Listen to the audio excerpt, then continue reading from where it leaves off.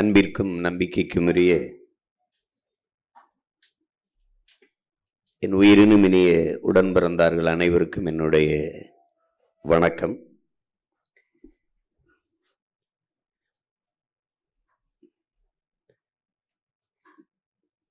நமக்கு முன்னாடி இருக்கிற இரண்டு பெரிய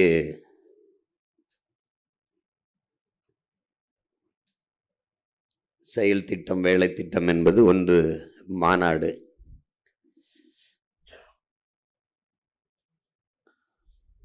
அதுக்கப்புறம் தேர்தல்.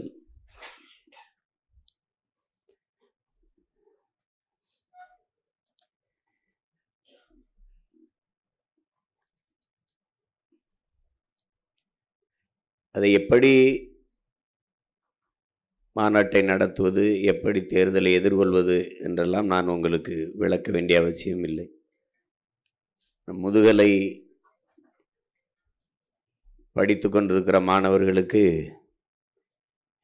இளங்கலை பாடம் அவசியமில்லை. ஒரு படையை நடத்தக்கூடிய ஆற்றல் பெற்றுவிட்ட நீங்கள் படை வீரருக்கான அடிப்படை பயிற்சி எடுக்க வேண்டிய தேவையில்லை. இங்கே பேசிய நம்முடைய தம்பிகள், குறிப்பாக அம்மா தமிழ்ச்செல்வி போன்றவர்களாம் சொன்னது, தம்பி திருமுருகன் எல்லாம் சொன்னது,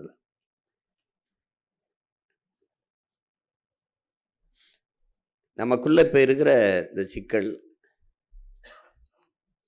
நாம் பெரியவன் நீ பெரியவன்ங்கிறது இந்த தமிழ் சமூகத்தில் இருக்கிற ஒரு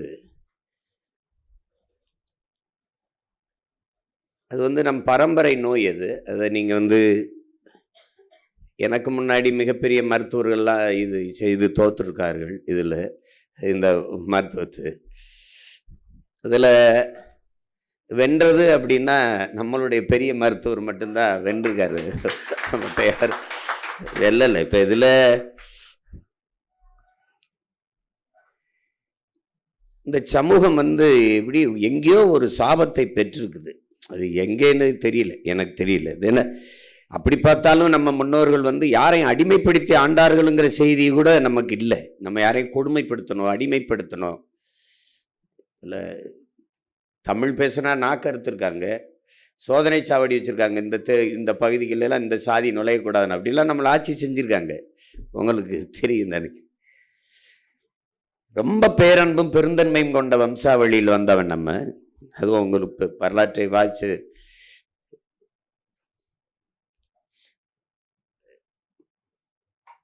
ஆழ்ந்து நம்ம இன வரலாறை வாசிக்கும் போது நமக்கு ஒரு வெறி வரும், கோபம் வரும். ஆனால் அதையும் தாண்டி ஒரு பொறுமையும் நிதானம் வரும். எப்படி விட்டுறக்கூடாதரா வென்றன். அது மாதிரி இந்த இடத்துல என்ன, மற்ற இனங்கள் எல்லாம் தனித்தனியாக வாழுது, ஆனால் கூடி செயல் செய்யுது. நம்ம மக்கள் கூடி வாழ்கிறாங்க, தனித்தனியாக செயல் செய்கிறாங்க, வேலை செய்கிறாங்க. அது ஒரு பெரிய பிரச்சனையாக இருக்குது இங்கே நமக்கு.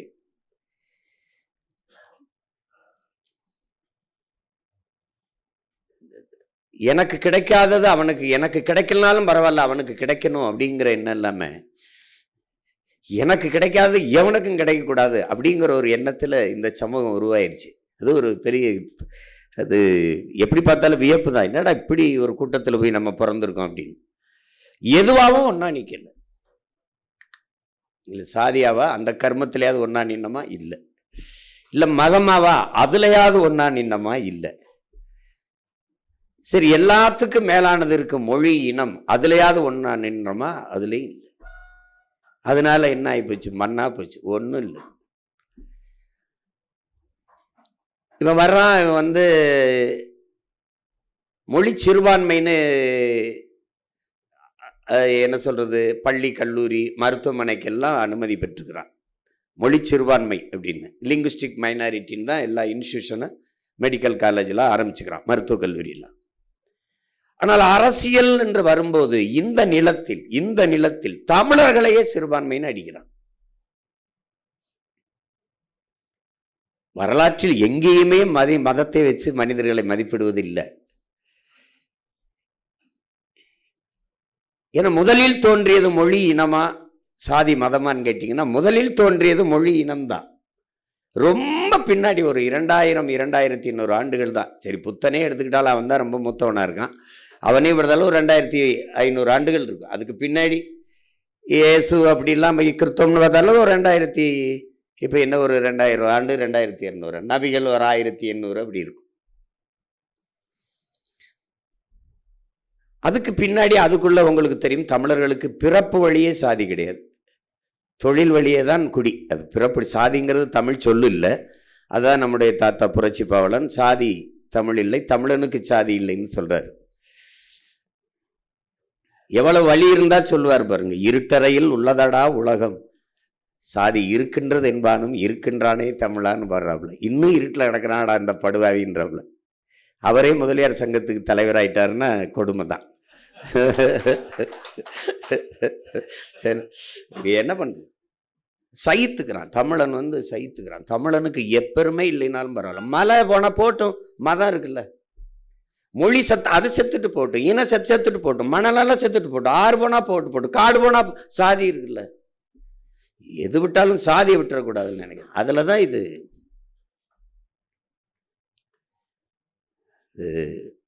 அதனால இந்த ஓர்மைப்படுத்த முடியல. சரி, வன்னியராவது ஒன்னா நின்னமா இல்லை, சரி பறையராவது ஒன்னா நின்னமா இல்லை, சரி முக்குளத்தோர்னாவது ஒன்னா நின்னமா அதில் இல்லை. அதனால என்ன ஆயிருதுன்னா, தமிழ் சமூகத்திற்கு ஓர்மை இல்லாதனால வலிமை இல்லை, வலிமை இல்லாதனால அரசியல் இல்லை, அரசியல் இல்லாதனால அதிகாரம் இல்லை. அதனால அது சொந்த நிலத்திலேயே அடிமையா இருக்கு. எவன் சைத்தான், எப்படி சைத்தான்? நீ ஒரு மொழி சிறுபான்மை இந்த நிலத்தில் தமிழர்களை நீ சிறுபான்மைன்னு சொன்னதை நம்பியிருக்கான் பாருங்க. இன்னைக்கு வரைக்கும் நம்பிட்டு இருக்கான் பாருங்க. இப்ப வரைக்கும் நம்பிட்டு இருக்கான். கிறிஸ்தவர் இஸ்லாமியருங்கிறது அவன் இருக்கான், இன்னைக்கு இருக்கான், இன்னைக்கு கிறிஸ்தவனா இருக்கான், நாளைக்கு இஸ்லாமிய மாறான், நாளைக்கு இந்துவா இருக்கான், நாளைக்கு கிறிஸ்தவனா மாறான். அதான் அவனுக்கு வழிபாடு என்பதும் உணவு என்பதும் உடை என்பதும் கல்வி தேர்வு என்பதும் அவரவர் உரிமை, அவரவர் விருப்பம். அதுக்கு தான் சுதந்திரம். இதைத்தான் நீங்க கும்பிடணும், இதைத்தான் செய்யணும் அப்படின்னு. உலகத்துல எவ்வளவு பெரிய கொடுமையான நாட்டில் இருக்கும் பாருங்க.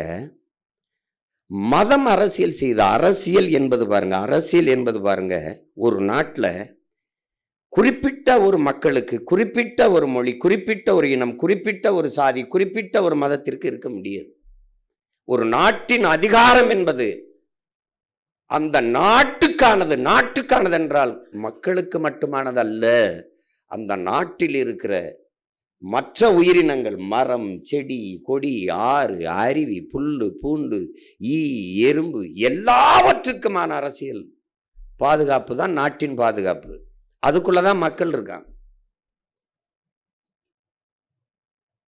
அப்போ ஒரு நாட்டின் ஒட்டுமொத்த குடிகளுக்குமான ஆட்சி, ஒரு பொதுமையான அரசாட்சி, அதுதான் அறம் சார்ந்த ஆட்சி. ஒரு நாட்டில் ஒரே ஒரு ஒரு ஒரு ஒரு ஒரு வேளாண் குடிமகன் ஏழையா இருக்கான்னா அந்த நாடே ஏழை நாடுன்னு தான் மதிப்பிடப்படும்ங்கிறான். அப்படின்னா இந்த நாடு எவ்வளவு ஏழையான நாடுன்னு நீங்க யோசிச்சு பார்த்துக்கிறீங்க. இந்த நாட்டை நாடுனே கணக்கில் எடுக்க முடியாது. அப்படிப்பட்ட ஒரு ஆட்சி முறை இங்க நடக்குது. மதம் அரசியல் செய்து கொண்டிருக்கு, மதம் அரசாண்டுகிட்டு இருக்கு. காந்தியே சொல்றாரு, மதத்திற்கும் அரசுக்கும் 1000 கிலோமீட்டர் தூரம் இருக்கணும், அது வரவே கூடாது. அது ஒரு நாடு இந்த மதம் சார்ந்தவன் தான் வாழ வேண்டும் என்று எண்ணுது. ஒரு நாடு மக்கள் வாழக்கூடிய நாடா இருக்கணும். இந்த மதம் வாழக்கூடிய நாடா மாத்த நினைக்குது. அப்படி ஒரு அரசியல் போகுது. என் சாதி நல்லா இருக்கணும், என் சாதி நல்லா இருக்கணும்னு கூடி சாதியிலே, இந்த நாட்டில் சாதியிலே இல்லாதவன்கிட்ட அதிகாரத்தை கொடுத்துட்டு மண்டிட்டு நிக்குது. அததான் ஐயா சொல்றாப்புல,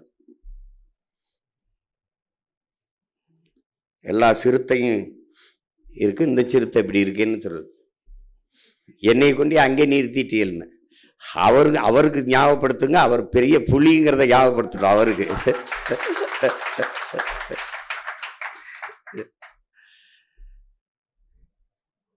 இதனால நாம் அந்த அரசியலை செய்ய வரல, நமக்கு அது அரசியல் இல்லை. உங்களுக்கு விளங்கப்படுத்தியிருக்கேன், இந்த மாநாட்டில் கூட தெளிவாக விளக்கப்படுத்துவோம். நம்ம அது பெரிய வகுப்பு. ஏன்னா நம்ம அரசியல் அப்படி இல்லை, நம்ம உலக பொதுமைக்கான அரசியல்.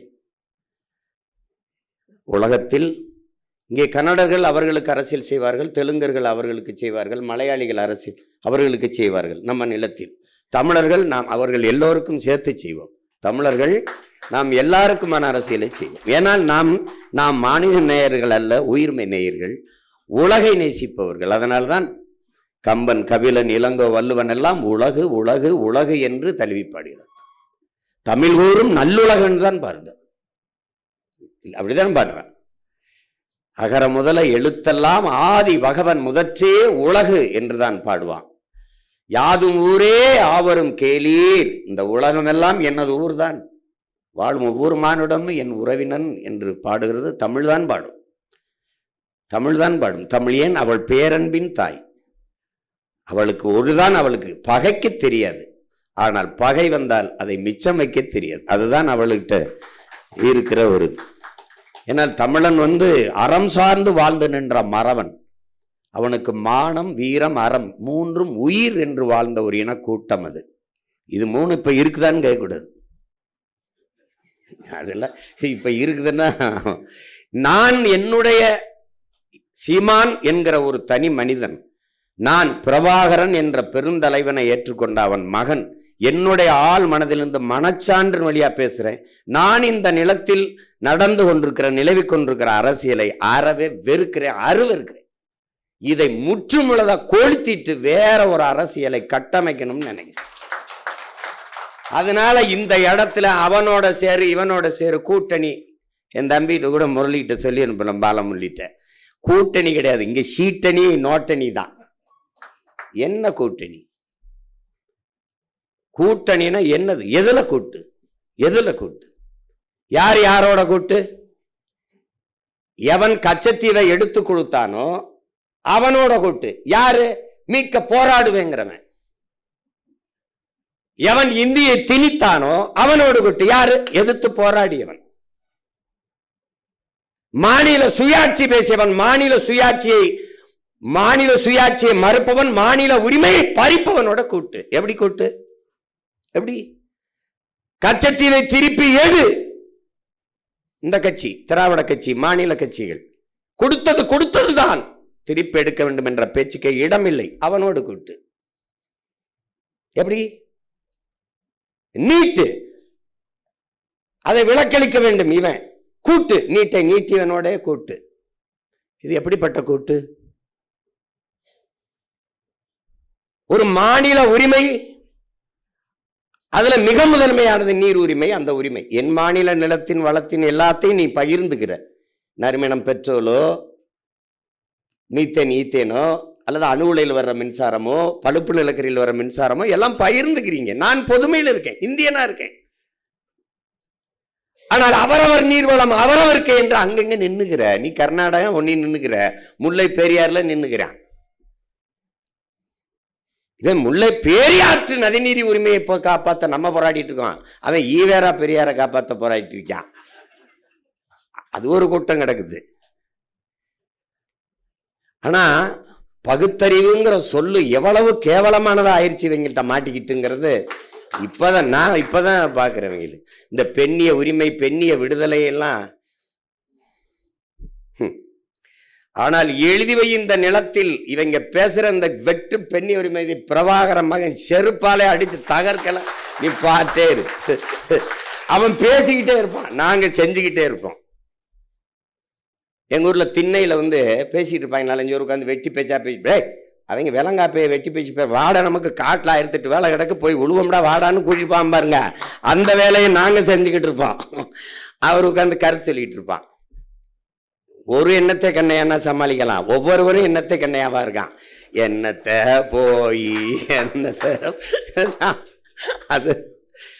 அதனால ஆழ்ந்து பார்க்கும்போது இது கொஞ்சம் வலியானது தான். இவங்க இதோட கூட்டு. இவன் ஊழல் செய்து விட்டாருன்னு கைது பண்ணி உள்ள போடுவான், நல்லா கவனிக்கிறீங்களா? அவன் நடவடிக்கை எடுப்பான். கடைசியா ஊழல் செய்த கட்சியோட அவன் கூட்டணி வைப்பான், இவனும் மானம் கட்டு போய் அவனோட கூட்டணி வைப்பான். இப்படி ஒரு கூட்டணி, இதுக்கு பேரு கூட்டணி. இதுல எந்த கூட்டணி வெல்லும் என்ற விவாதம் வேற. வாக்குக்கு காசு கொடுத்து வாக்கை வாங்கிவிட முடியும் என்கிற ஒரு அமைப்பு எவ்வளவு அருவருக்கத்தக்கது, எவ்வளவு அருவருக்கத்தக்கது. அப்ப வாக்குக்கு காசு கொடுத்தால் வாக்கை வாங்கி கொள்ளலாம் என்கிற நிலை இருக்கும் போதே மக்களுக்கு சேவை சேவை என்ற சொல் செத்துருது. அந்த நாட்டில் உண்மை, நேர்மை, எளிமை, தூய்மை என்கிற நிர்வாகம் என்பது கனவிலும் இருக்காது. என்ன காமராஜ் 9 வருஷம் நம்ம தாத்தன் இருந்தான், அவங்க காலத்துல அது சிறப்பு. இன்னைக்கு அவங்க பேரம்பிள்ளை காலத்துல நமக்கு 5 ஆண்டு 10 ஆண்டு இருந்தா உலகத்தின் தலை சிறந்த நாடா நம்ம மாற்றி படைக்க முடியும். நீ அதே தான் நீ 50 வருஷமா பேசிட்டு இருக்க, காமராஜ் ஆட்சி காமராஜ் ஆட்சின்னு. ஏன் அதுக்கு பின்னாடி வந்தாலும் காவாலி பயில் ஆயிட்டான். உங்களுக்கு புரியுதா? அவனுக்கு இங்க நல்ல நோக்கம் இருக்கணும், அறிவு, கல்வி அதெல்லாம் ஒரு, அதெல்லாம் அவ்வளோ படிச்சிருக்காரு இவ்வளவு, அதெல்லாம் இல்லை. நோக்கம் இருக்கா, உயர்ந்த எண்ணம் இருக்கா? என்ன பணக்காரனா இருந்தா தான் சேவை செய்ய முடியுங்கிறிய? பாஞ்சாலங்குறிச்சின்னு படம் எடுக்கும்போது நான் அப்போ ஒரு காளையார் கோயில் கோபுரத்தை எடுத்து போடணுன்னு அந்த சின்னவனே தென்னவனே அந்த பாட்டு ஒன்று இருக்கும். அதில் ஒரு பாட்டு இருக்கும். அதில் ஒரு பாட்டு எங்கள் பாட்டன் மருதுபாண்டி 2 பேரும் இது இப்போ ஒரு ஆலியார் அணைக்குள்ள வச்சு சிலையாக போட்டு எடுத்துட்டேன். கோபுரத்தை ஒரு காட்டிடணும்னு நினச்சி இங்கேருந்து போகிறேன் கோபுரத்துக்கு காட்சி எடுக்கிறது. அப்போ ஒரு சின்ன ஒரு வண்டி கொடுக்குறாங்க. அதில் ஒரு கருவி மட்டும் இருக்குது, ஒளிப்பதி கருவி. நானும் ஒளிப்பதிவாளர் ஒரு தம்பியை, ஒளிப்பதிவோட ஒரு உதவியாளர் போய் எடுக்க போகிறோம். சொந்த ஊர் தான், வீட்டில் போய் கூட சாப்பிட்னா போயிட்டு உடனே திரும்பணும்னு உடனே எடுத்துகிட்டு அதிகாலையில் சூரியன் கிளம்பி அப்படி வரும்போது அங்கே நிற்கும் போது எடுத்துக்கிட்டு வரணும். அப்படியே எடுத்துகிட்டு திரும்பி வரோம். வரும்போது ஒரு கோயில், ஒரு குளம், ஊருக்கு பக்கத்தில் ஒரு குளம் இருக்குது. அதில் போய் அந்த மண் இப்படி எடுத்து வேப்பங்குச்சி இதெல்லாம் ஒடிச்சு பல் விளக்கிட்டு முகத்தை கழுவிட்டு அப்படியே போகிறோம். போயிட்டு இருக்கும்போது ஒரு அம்மா அப்படி இந்த கரையில் சாப்பாடை கொண்டுக்கிட்டு போகுது. ஒரு அம்மா, எனக்கு பாருங்கள் எவ்வளோ ஆளாகி இன்னும் அந்த தாய் கண்ணுக்குள்ளே இருக்கா. அப்படி போயிட்டு இருக்கும்போது எந்த ஊருப்பா என்னப்பா அப்படின்னா, இந்த மாதிரி வந்தம்மா அப்படி போகிறோம். இப்போ பல்லு விளக்கிட்டு இப்படி போறிய வாய் விழிச்சிட்டு சாப்பிட்டீங்களாப்பா அப்படின்னு கேட்குது அந்த அம்மா. எங்கள் ஊர் பாருங்க. அப்போ இல்லை இவ்வளவுக்கு வறண்ட நிலம், நாங்கள் சிவகங்கைக்காரன், மண் வறண்டு இருக்கு, மனசு எவ்வளோ ஈரமாக இருக்கு பாரு. ஏயா சாப்பிட்டீங்களா யாருன்னு? இல்லைம்மா நான் போகும்போது அங்கிட்டு.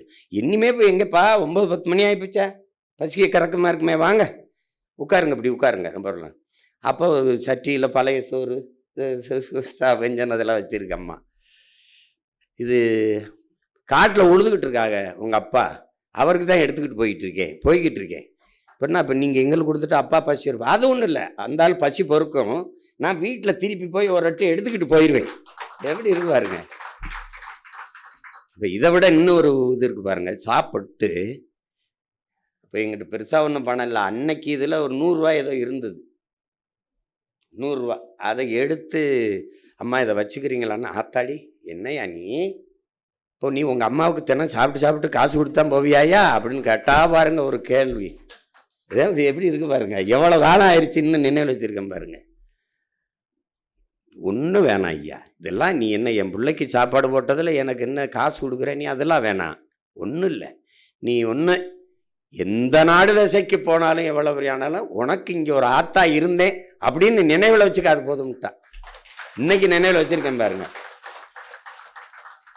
இங்கே எங்கே கல்வி இருக்கு, இங்கே என்ன இருக்குது? அவள்கிட்ட ஒரு அறம் இருக்குது, இரக்கம் இருக்குது, கருணை இருக்குது, அன்பு இருக்குது, நல்லது செய்யணும்னு அந்த எண்ணம் இருக்கிறவன்ட்ட நாடு இருந்தா நாடு சரியாய். நம்ம தாத்தா சொல்லலையா, எழுத படிக்க தெரியாதவன் ஏறு விட்டி சோறு போட்டான், எல்லாம் படித்தவன் நாட்டை கூறு போட்டான், அவன் சோறு போட்டான், அவன் கூறு போட்டான். இவன் இப்போ அதான் பண்ணிக்கிட்டு இருக்கான். ஒரு நாடு நமக்கு கற்பிக்குது, ஜிடிபி வளருது, அது அப்படி போகுது இப்படி போகுதுன்னு. இங்கே பாருங்க, நான் ஒன்று கேட்குறேன் உங்ககிட்ட. வேளாண் குடிமக்கள் கடனை தள்ளுபடி செய்து ஒரு அரசு தள்ளுபடி செய்து, எப்படிப்பட்ட அரசு ஆட்சி நடக்குது பாருங்க.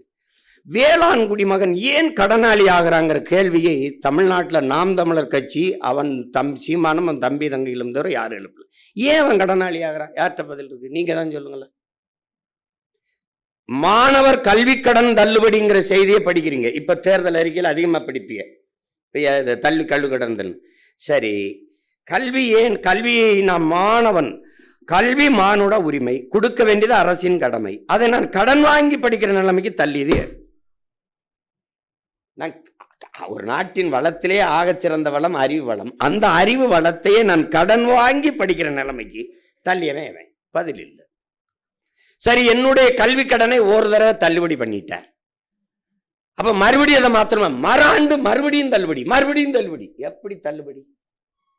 இந்த தள்ளுபடி என் கடனை தள்ளுபடி பண்ணிட்டேன். வேளாண் குடிமகன் ஏன் கடனாளி ஆகிறான்? ஏன்னா எவனும் உற்பத்தி செய்யற பொருளை அவனே விலையை தீர்மானிக்கிறான். வேளாண் குடிமகன் விளைவிக்கிற உற்பத்தி செய்யற பொருளுக்கு அவன் விலையை தீர்மானிக்க முடியல, வாங்குறவன் தீர்மானிக்கிறான். அதனால அவன் இழப்புல இருக்கான், கடன் ஆகிடுது. அப்ப வேளாண் குடிமகன் தள்ளுபடி ஆகிறான். ஒரு நாட்டில் வேளாண் குடிமகன் கடனாளி ஆயிட்டா அந்த நாடு நாடான்னு வச்சுப்பாரு. அது என்ன, சிகரெட்டு விற்கிறவன், புகையிலை விற்கிறவன், சாராயம் விற்கிறவன், கார் விற்கிறவன், செல்போன் விற்கிறவன் எல்லாரும் பணக்காரனா இருக்கும்போது எல்லா பயலுக்கும் சோறு போடுற உயிர் உணவாக இருக்கிற உணவை தருகிற, உயிர் தேவையா இருக்கிற உணவை தருகிற உழவர் குடி எப்படி கடனாளி ஆகிறான்? யார்கிட்ட பதில் இல்ல. வேளாண் குடிமகன் கடன் தள்ளுபடி, மாணவர் கடன் தள்ளுபடி, நீ வாங்கின 10 லட்சம் கோடி கடனை யாரு தள்ளுபடி செய்வார்? எப்படி இருக்கு பாருங்க. ஒரு நாடு 196 லட்சம் கோடி கடனை தொட்டுட்டு அந்த நாடு ஜிடிபியில நான் வளர்றேங்குது. என்ன வளர்ற? கடன்ல வளர்ற.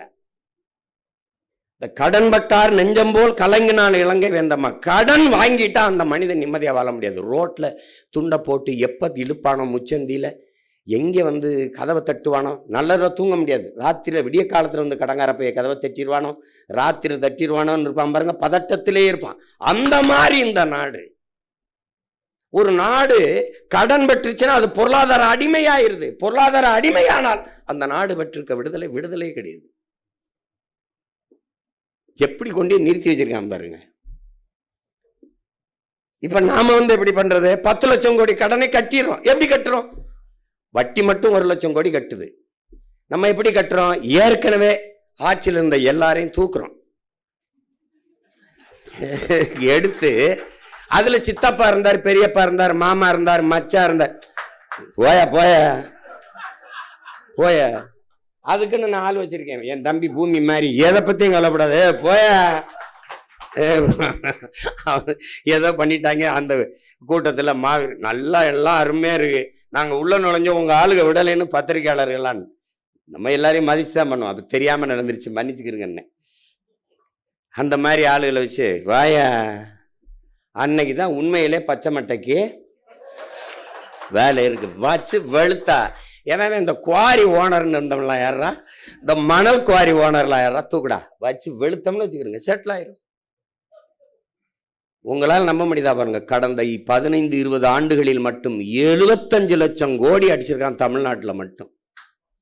75 லட்சம் கோடி ஒரு மாநிலத்தில் இந்த 20 ஆண்டுகளுக்குள்ளே. என்ன கொடுமை பாருங்க. இப்ப இந்த தேர்தலில் ஒரு தொகுதிக்கு 30 கோடி, அப்படின்னா 234 கவனோட தம்பி வருது. 7000 கோடி வச்சுக்கிறோம், 7000 கோடி வச்சுக்கிறோம். 7000 கோடி 7000 கோடி முதலீடு செய்து வெல்லுகிற ஒருவர் மக்களுக்கு சேவை செய்ய வருவாரா? எப்படி, என்ன நோக்கத்தில் வரும்? ஒரு முதலாளி முதலீடுன்னதே அது லாப தேவைக்குத்தான், சேவைக்கு இல்லை. யாருமே செய்ய மாட்டாங்க, யாருமே செய்ய மாட்டாங்க. அது உலகத்தில் அது இயல்புக்கு மாறானது. அப்படி ஒருத்தனும் இல்லை இங்கே. அது அந்த மாதிரி. இப்ப நம்ம எதுக்கு நிக்கிறோம் உங்களுக்கு தெரியாதில்ல. நீங்க இந்த குரலை தென்னரசு கூட சொன்னாரு போட்டதுன்ட்டு.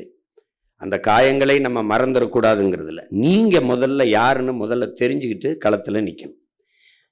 இங்க பேசும்போதெல்லாம் தொண்டனுங்கிற வார்த்தை இந்த கட்சியில் கிடையாது. இங்கே தலைவன் கிடையாது. இப்போ நீங்கள் சொல்கிறீங்க சீமான்கிறவன் இருப்பான் போயிடுவான்.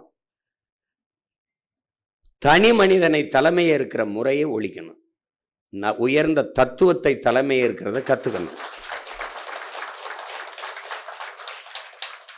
ஏன்னா லீக்வானியும் இல்லை, அதே சிங்கப்பூர் தான். ஏன்னா அவன் வச்ச கட்டமைப்பு தத்துவம் இருக்கு. சேகுவாரா சொல்றான், ஒருவன் மரணித்து போவதாலேயே அவன் முன்வைத்த முழக்கங்களும் அவன் கொண்டிருந்த நோக்கமும் அவனுடைய செயல்பாடும் மரணித்து போவது இல்லை. அது இருக்குது. அப்ப அது வழி நடத்தும். அதுதான் அப்படி. இப்ப என் தலைவன் என்னோட இல்லை, ஆனால் முன்வைத்த தத்துவம் நம்மோடு இருக்கு, வழி நடத்துது. இது நம்ம ஒன்றும் இல்லையே, பல ஆயிரம் ஆண்டுகளா நமக்கு தத்துவங்கள் தான் இருக்குது, கருத்து இருக்குது, அறிவு செல்வம் இருக்குது. அது செயல்படுத்த ஆள் இல்லை. குடிதளி கோலோச்சும் மாநில மன்னன் அடிதொழி நிற்கும் உலகை தாண்டி தத்துவம் இல்லை. எங்கள் திருநாட்டில் எங்கள் நல்லாட்சி என்கிறான். எங்கள் திருநாட்டில் எங்கள் ஆட்சி, என் நாட்டில் என் ஆட்சி அப்படி சொல்ல வேண்டியதான அவன். எங்கள் திருநாடு, அதில் எங்கள் நல்லாட்சிங்கிறான். புரியுதா உங்களுக்கு? அதை சொல்றதை நீங்க கவனிக்கணும். ஆங்கிலம் ஒன்றே கற்றார், அதற்கு ஆக்கையோடு ஆவியும் விற்றார், அவர்களே தாங்களே அந்நியரானார். நாடு விடுதலை அடைகிறதுக்கு முன்னாடி ஒருத்தன் பாடுறான். இவங்கெல்லாம் வந்து ஆங்கிலம் படிங்கிறாங்க, படிச்சு இப்போ ஆங்கிலத்தில் மோகம் கொண்டு படிக்கிறீங்களா, அந்த காலத்திலே இந்த வேலையை செய்ய தொடங்குறாங்கன்னு நினைச்சு பாடியிருக்கான் ஒருத்தன். காலஞானத்தில் ஆங்கிலம் ஒன்றையே கற்றார், அதற்கு ஆக்கையோடு ஆவியும் விற்றார், தாங்களே அந்நியரானார். ஒரு வார்த்தையை போடுறான் பாருங்க, செல்ல தமிழின் தொடர்பற்று போனாருங்கிறான் பாருங்க. ஏன் தமிழின் தொடர்பற்று போகணும்னு சொல்லவே, செல்ல தமிழின் செல்ல தமிழடா அப்படின்னு. அது மாதிரி எங்கள் திருநாட்டில் எங்கள் நல்லாட்சிங்கிற ஆட்சி அப்படின்னு சொல்லலவே. அதை நிறுவுறதுக்கு நிக்கிறோம்ங்கிறத நீங்க கவனத்தில் வச்சுக்கணும். நீங்க எல்லாரும் பன்னெடுங்காலமாக அடிமைப்பட்டு கிடக்கிற தமிழர் என்கிற தேசிய இனத்தின் விடுதலைக்கு நிற்கிற ஒரு அரசியல் படையில் வீரர்கள், இராணுவ வீரர்கள். நீங்கள் சீருடை அணியவில்லை, கருவி ஏந்தவில்லை, மாறாக அறிவாயுதம் என்கிற கருத்தியலை ஏந்தி நிற்கிறீர்கள். ஒரு அடிமை தேசியனத்தின் விடுதலை படையில், அந்த விடுதலைக்கு போராடுகிற புரட்சிகர அரசியல் படையில் நீங்கள் தளபதிகள். இதில் ஆண் பெண் இந்த பாலியல் வேறுபாடு கிடையாது. நம்முடைய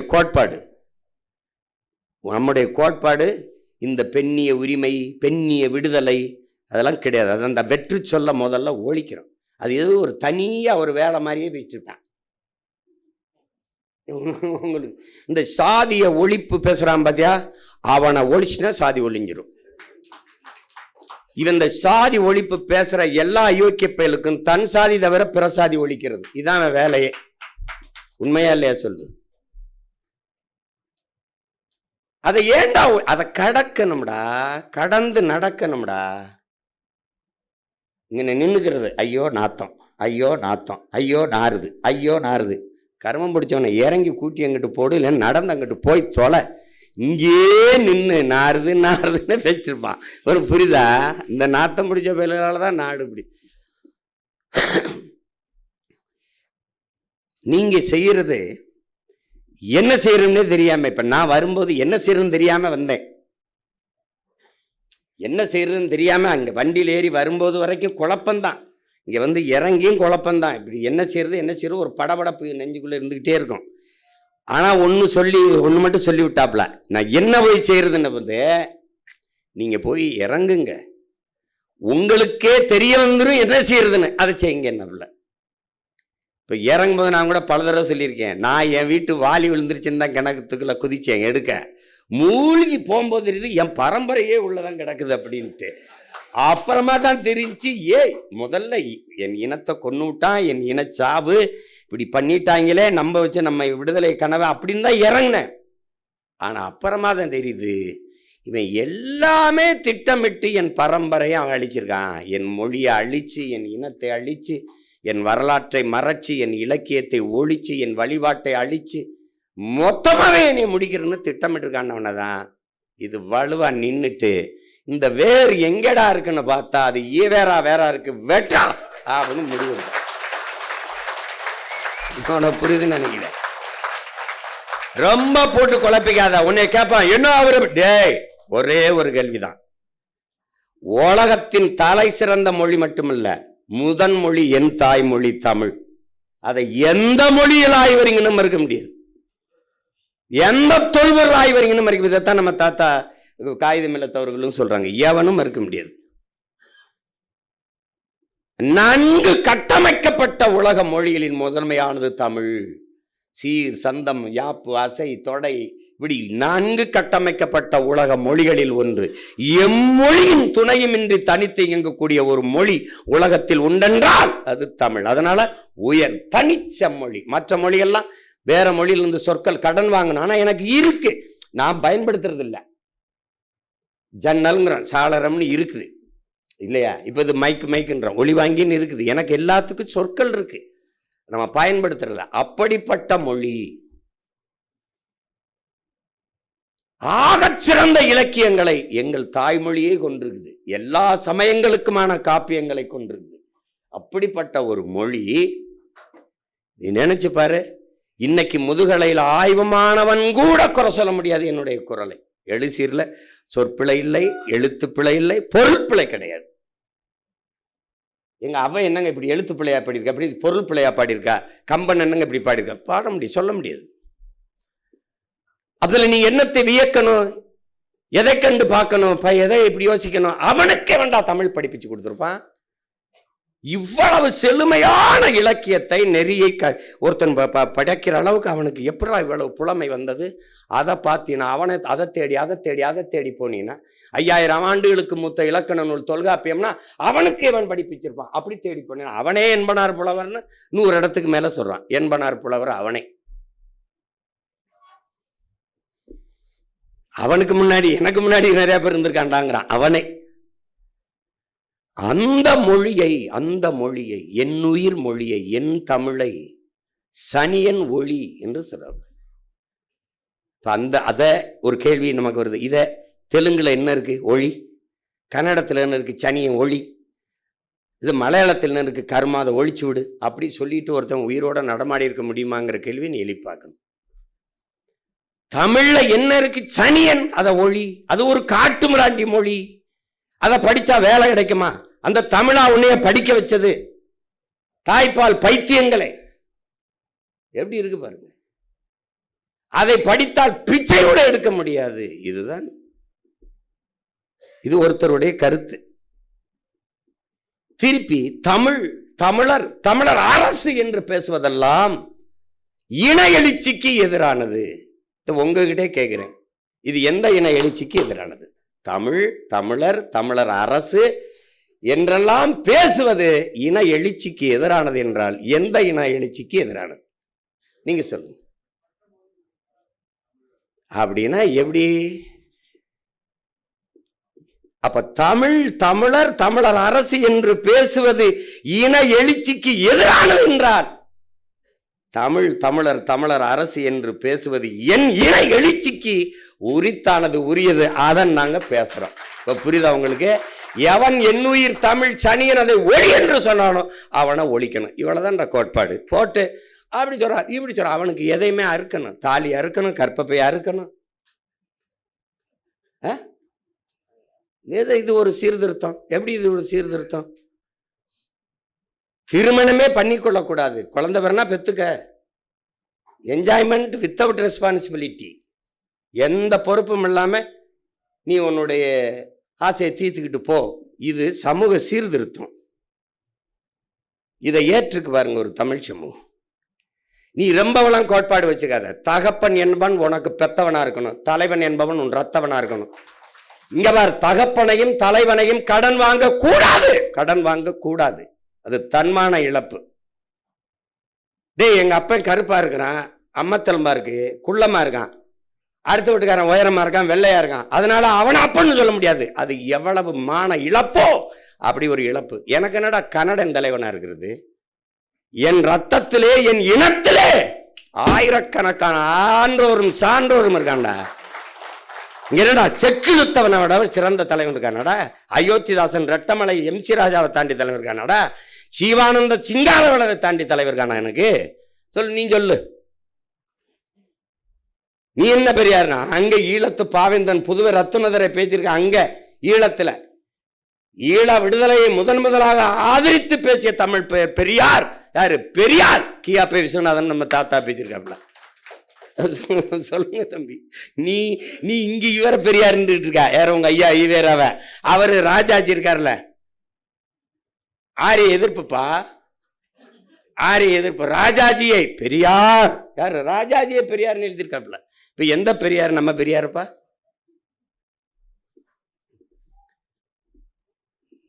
அண்ணல் அம்பேத்கர் சொன்னதை தான் நீங்க வச்சுக்கணும். நம் மீது சுமத்தப்பட்ட சாதி இழிவை துடைத்தெறிய போராடாமல் இருப்பதை விட செத்து ஒழிவது மேலானதுன்னாரு.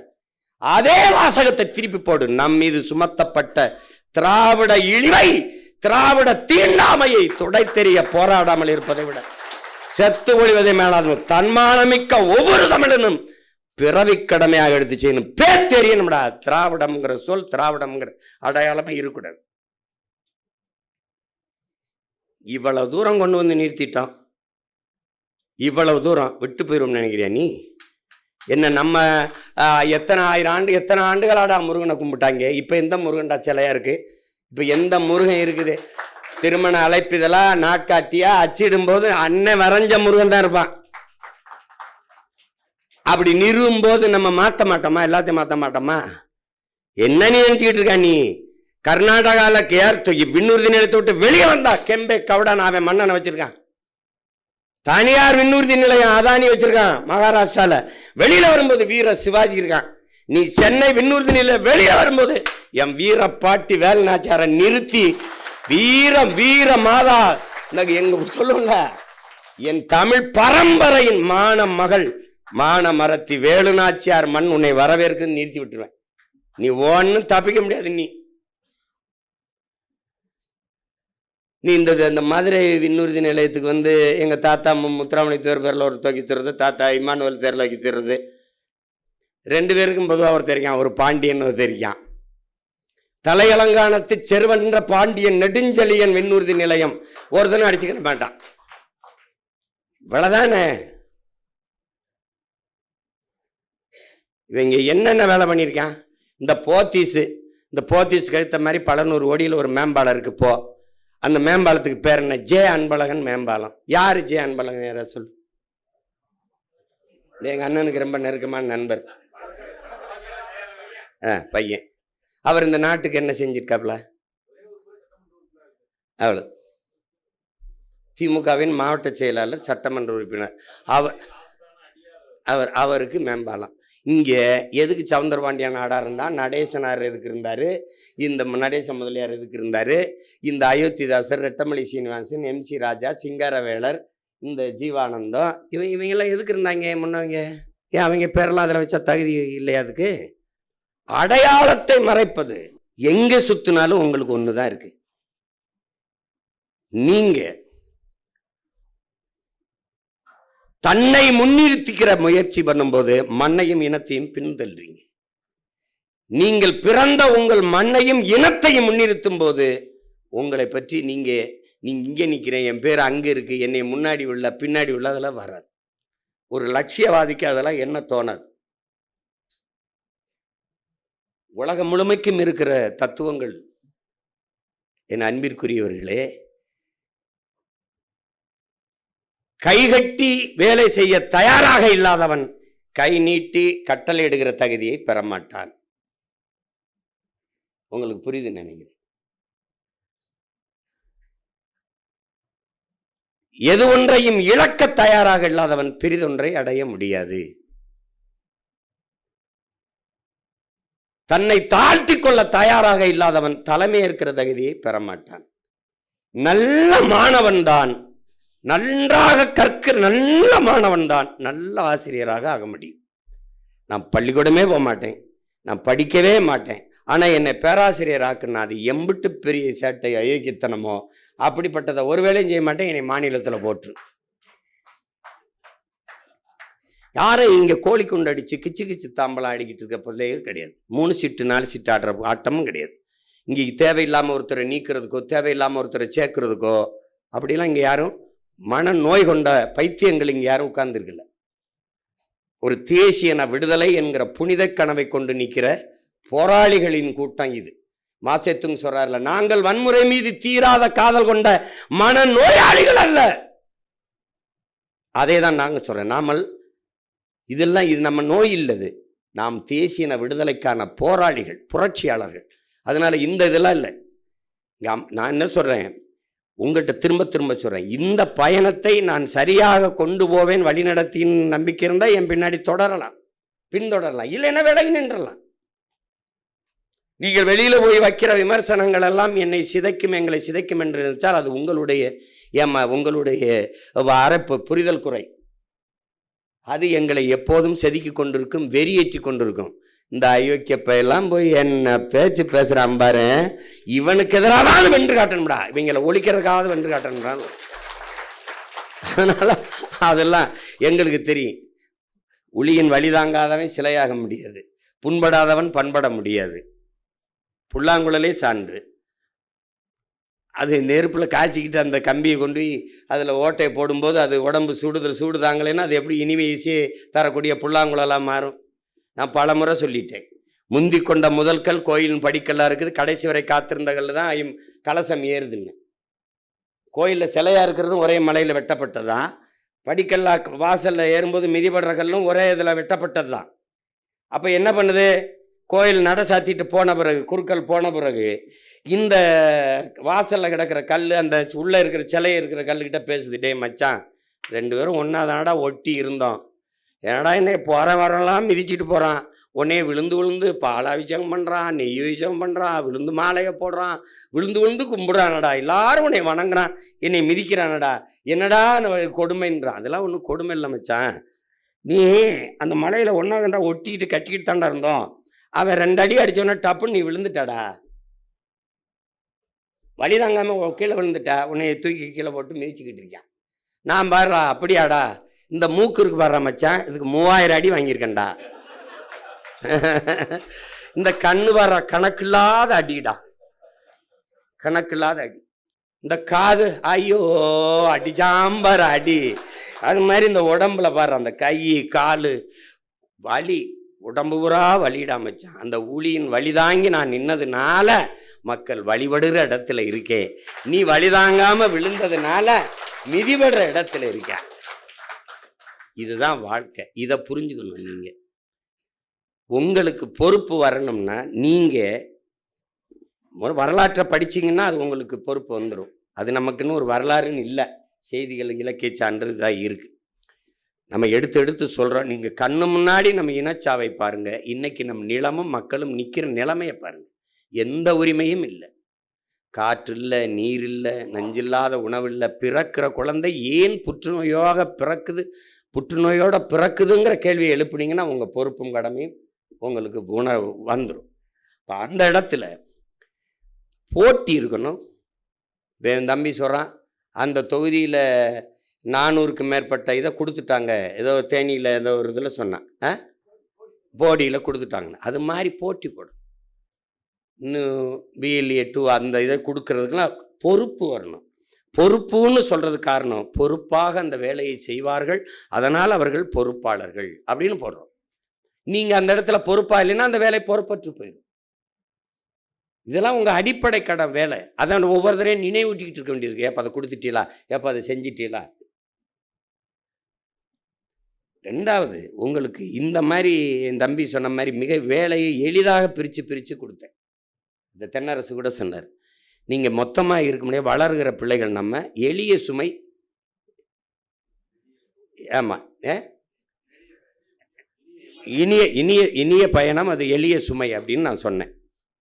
வேலையை சிறிதாக்கு, வெற்றியை எளிதாக்குன்னு பிரித்து கொடுத்தேன். அந்த வேலையை சிறிதாக்குறது என்னன்னா, நீங்கள் யாராவது இருங்க, உங்கள் வாக்ககத்துக்கு போயிருங்க.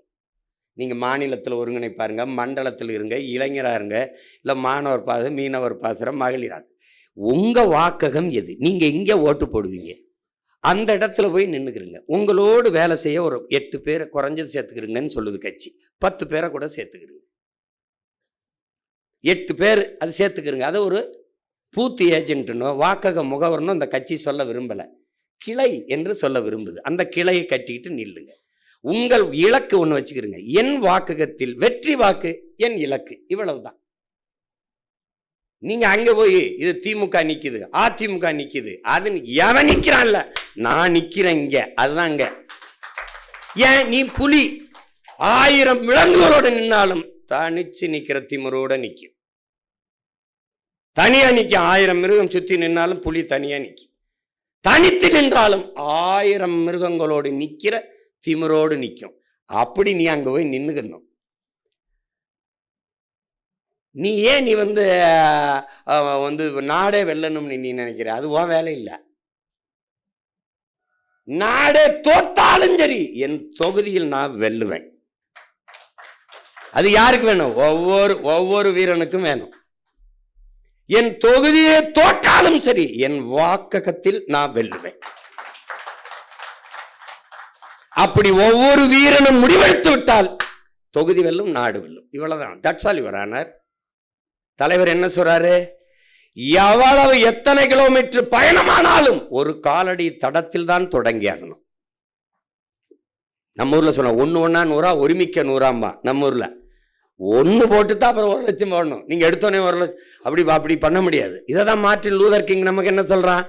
நீ ஏண்டா மொத்தமா அப்படி பார்த்து 100 படிக்கட்ட பார்த்து அப்படி இப்படி பார்த்துக்கிட்டு இருக்கடா, கிறுக்கு பல இப்படி பாரு, 5 படி தாண்டா இருக்கும் என்ன சொல்றான்? நேரா இப்ப நான் பார்த்தா எனக்கு 5 படி இருக்கு. ஏறி அங்க போயிட்டேன்னா அங்கிருந்து பார்த்தா 5 படி தான் இருக்கு. இப்படி 100 படி அப்படி பார்க்காதடா பைத்தியக்கார பல. முதல்ல நம்பிக்கையோடு ஒரு படியில் முதல் அடியை எடுத்து வைடாங்கிறான். அதான் இப்ப. அப்ப உன் வேலை என்ன? போப்பாங்க. நாளைக்கு அவர் கேட்பாரு, என் பூத்துல இந்த பாருண்ணே அண்ணே வெற்றி ஓட்ட தொட்டேன், என் பூத்துல அதிக வாக்கு. இப்படி ஒவ்வொருத்தனும் காட்டிட்டா நாடு நம்ம கையில். அங்க போய் என்னைய மதிக்கல, என்னை கூப்பிடல, இது ஒருங்கிணையில, அவன் வேலை இவன். அங்கிருந்து ராத்திரியில எனக்கு செய்தி, நாமளே பெரிய செய்தி, நமக்கு ஒரு செய்தி போடுறான் பாருங்க. ஒரு வேலையும் இங்க நடக்கவில்லை. இந்த மாநில ஒருங்கிணைப்பாளர் ஏனென்றே தெரியவில்லை. அவர் அங்க நான் எவனை பிடிச்சி எழுப்புறது போட்டு ஏப்பா அந்த ஒருத்தர் இருக்கான்ல ஊருக்கு இழைச்சவன் பிள்ளையார் விளாண்டி மாதிரி, இந்த பாக்கியராஜா அவன் அதை கவனிக்கிறான்னு போட்டு எப்பா அதை பாருப்பா, எப்பா ஏய் அது என்ன பாருப்பா. அப்புறம் அந்த பகுதியில் எவனாவது இருக்கானா நம்மளை மாதிரியே பாவப்பட்டவன் 2 பேர் இருப்பான். இந்த பெஞ்சு இந்த பக்கம்லாம் பெஞ்சுக்கு தள்ளிடுறது. டே பெஞ்சு இது என்னன்னு பாடுறான், இந்த கட்டு வரேன். ஐய கொஞ்சம் புரிந்துணர்வோடு நீங்க போட்டி பொறாமை வேணாம்னு நான் சொல்லலை. பொறாமைனா என்ன? ஒருவேளை இவன் வந்து அதிக ஓட்டு வாங்கிடுவானோ, அண்ணன்ட்ட நல்ல பேர் வாங்கி போறாம இருக்க, அவனை விடக்கூடாதுன்னு சொல்லக்கூடாது, நாம விட்டுறக்கூடாதுன்னு நினைக்கணும். நீ என்ன நினைக்கிறா? அவனை விடக்கூடாது, எப்படியாவது ஒழிச்சு போறணும். சரிதான் என்ன என்னடா அதுதான் உண்மையா? பாருங்க, இதை ஒழிக்கணும். நீங்க புதிதாக இந்த பயணத்தை தொடங்கி வரல. தலைவர் 35 ஆண்டு போராடி இருக்காரு. 35 ஆண்டுகள் ஆயுதமேந்தி சரியா 30 ஆண்டுகள். நாம் அதில் 15 ஆண்டுகள் நாம் அறவழியில் போராடிட்டோம். அறிவாயுத ஐந்தி அரசியல் களத்தில் தேர்தல் களத்துக்கு 10 ஆண்டுகள் வந்துட்டோம். 16 வந்தோம், இப்போ 26, 10 ஆண்டு நிறைவுறுது. நீங்கள் நினச்சி பாருங்கள், நம்ம வெள்ளலைன்னு நினைக்கிறீங்க.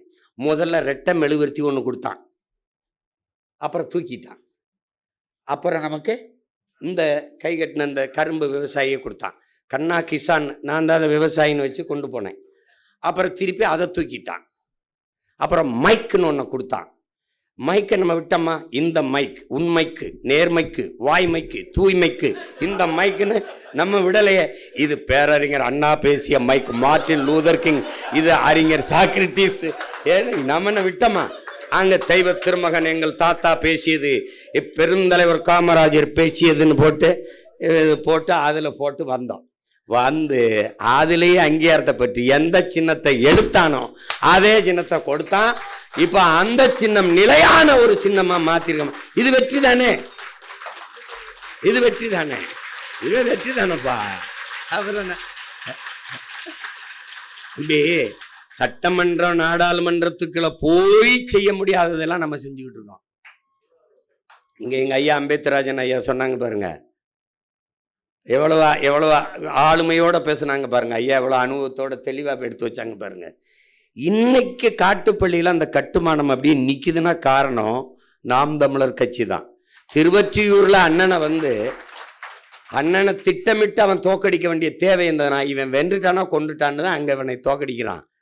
நம்மை வீழ்த்த துடிப்பார்கள், ஊடகங்கள் மறைக்கும். காரணம், கார்ப்பரேட் கூட்டாண்மை முதலாளிகளுக்கு எதிரானவர்கள் நாம், நிலத்தின் வளத்தை கொள்ளையடிப்பவர்களுக்கு எதிரானவர்கள் நாம். அதனால நம்மளை வளர விடக்கூடாதுன்னு நினைப்பான். நம்மை மட்டும் இல்லை, எவனவன் என் மொழி, என் இனம், என் நாடு, என் மக்கள், என் மலை, என் காடு, என் அருவின்னு பேசுறானோ அவனெல்லாம் ஒழிப்பான்.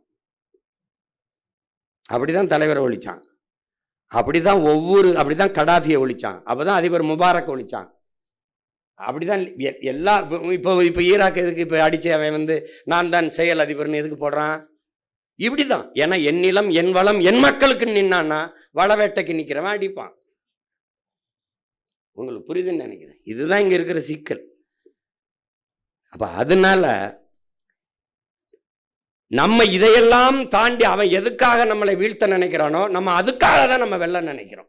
அதுல கவனமா இது பண்ணும். நீங்க செய்யற வேலை ஏதோ சின்ன வேலை கட்சின்னு நினைக்கிறீங்க. நீங்க இப்ப நமக்கு கூட்டணி வைக்கிறதுக்கு எவ்வளவு நேரம் ஆயிரும்னு நினைக்கிறீங்க?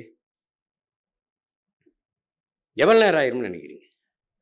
எனக்கே கூட அவங்க பேசும்போது என்னடா ரொம்ப கஷ்டமா இருக்க, போயிடுவோமான்னு கூட கை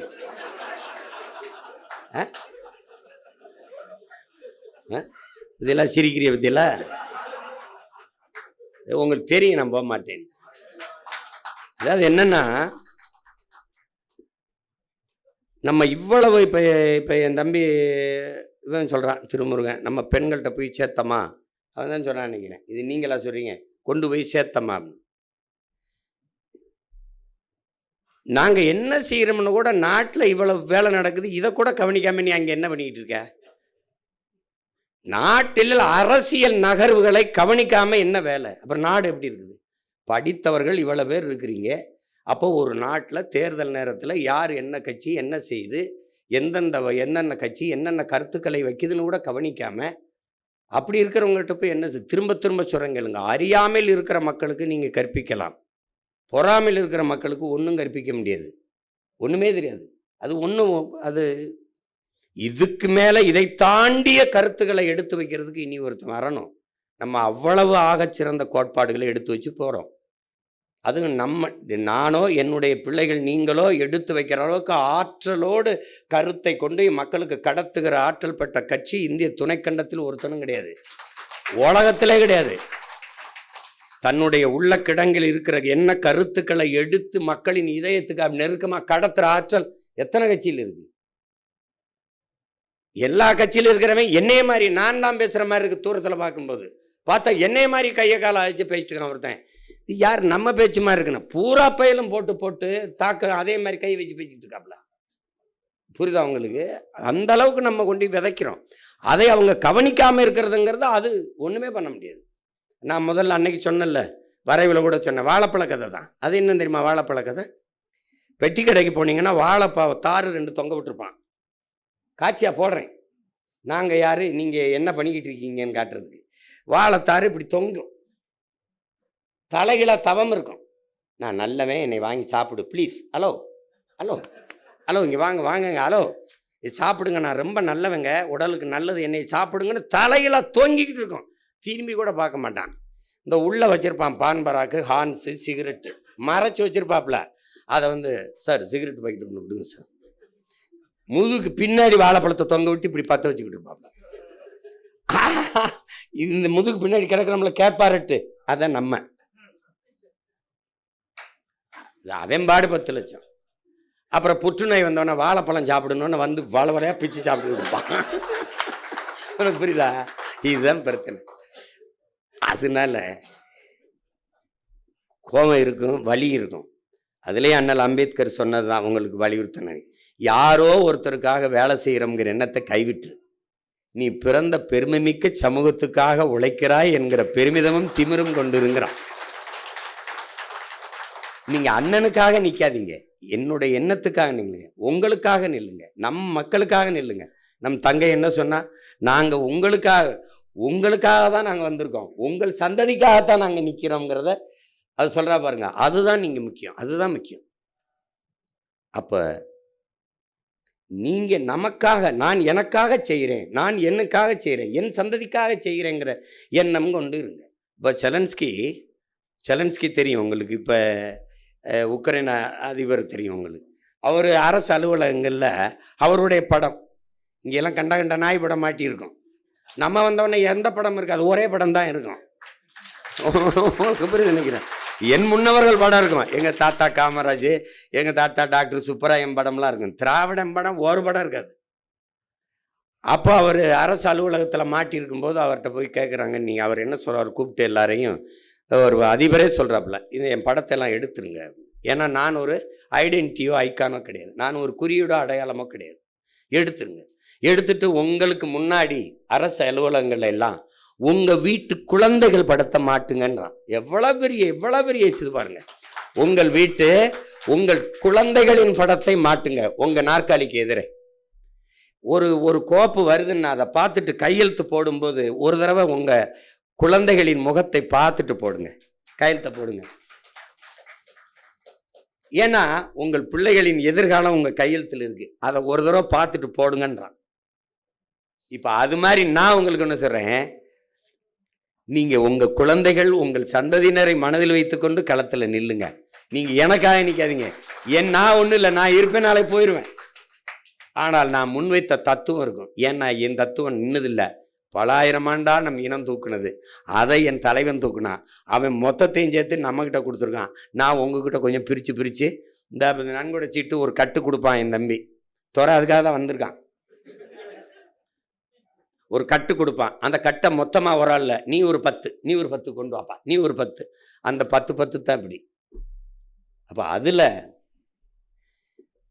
இதை கவனமாக நீங்கள் கையாளணும். இது கடைசி நேரம் வந்துருச்சு. இப்போ ஒவ்வொரு நாளும் நம்ம பாடம் நடத்திட்டு இருக்க முடியாது, மறுபடியும் சந்திக்கிறது அரிதாயிரும். ஏன்னா நீ நேரடியாக நாளைக்கு வேட்பாளர் சந்திப்பு, அப்புறம் மாநாடு, அதுக்கப்புறம் தேர்தல் களம்தான். அதனால் என்னுடைய உணர்வை நான் கூடுமானவரை உங்களுக்கு கடத்திட்டேன், என் கனவை. அது உங்களுக்கு புரியாத யாரும் சின்ன பிள்ளைகளில் கொஞ்சம் பொறுப்புணர்வோடு ஒருங்கிணைந்து கூடி ஒரு முன்னாடி நிற்கிற தலைமைக்கு தாயின் பேரன்பு முக்கியம். அதை தான் அம்மா தமிழம்மா சொல்கிறாங்க, தமிழ்ச்செல்வி அம்மா, எல்லாரும் வாங்க நம்ம கட்சிக்கு தான் வேலை செய்கிறாங்க, நமக்கு தான் வேலை செய்கிறாங்கன்னு இருக்கணும். அதை விட்டுட்டு நீ யார் வேலை செய்ய, உன்னை யார் வேலை செய்ய சொன்னது, என்னை விட்டுட்டு போடுற. ஊருக்கு போராட வந்தவன் பேருக்கு போராட மாட்டான்.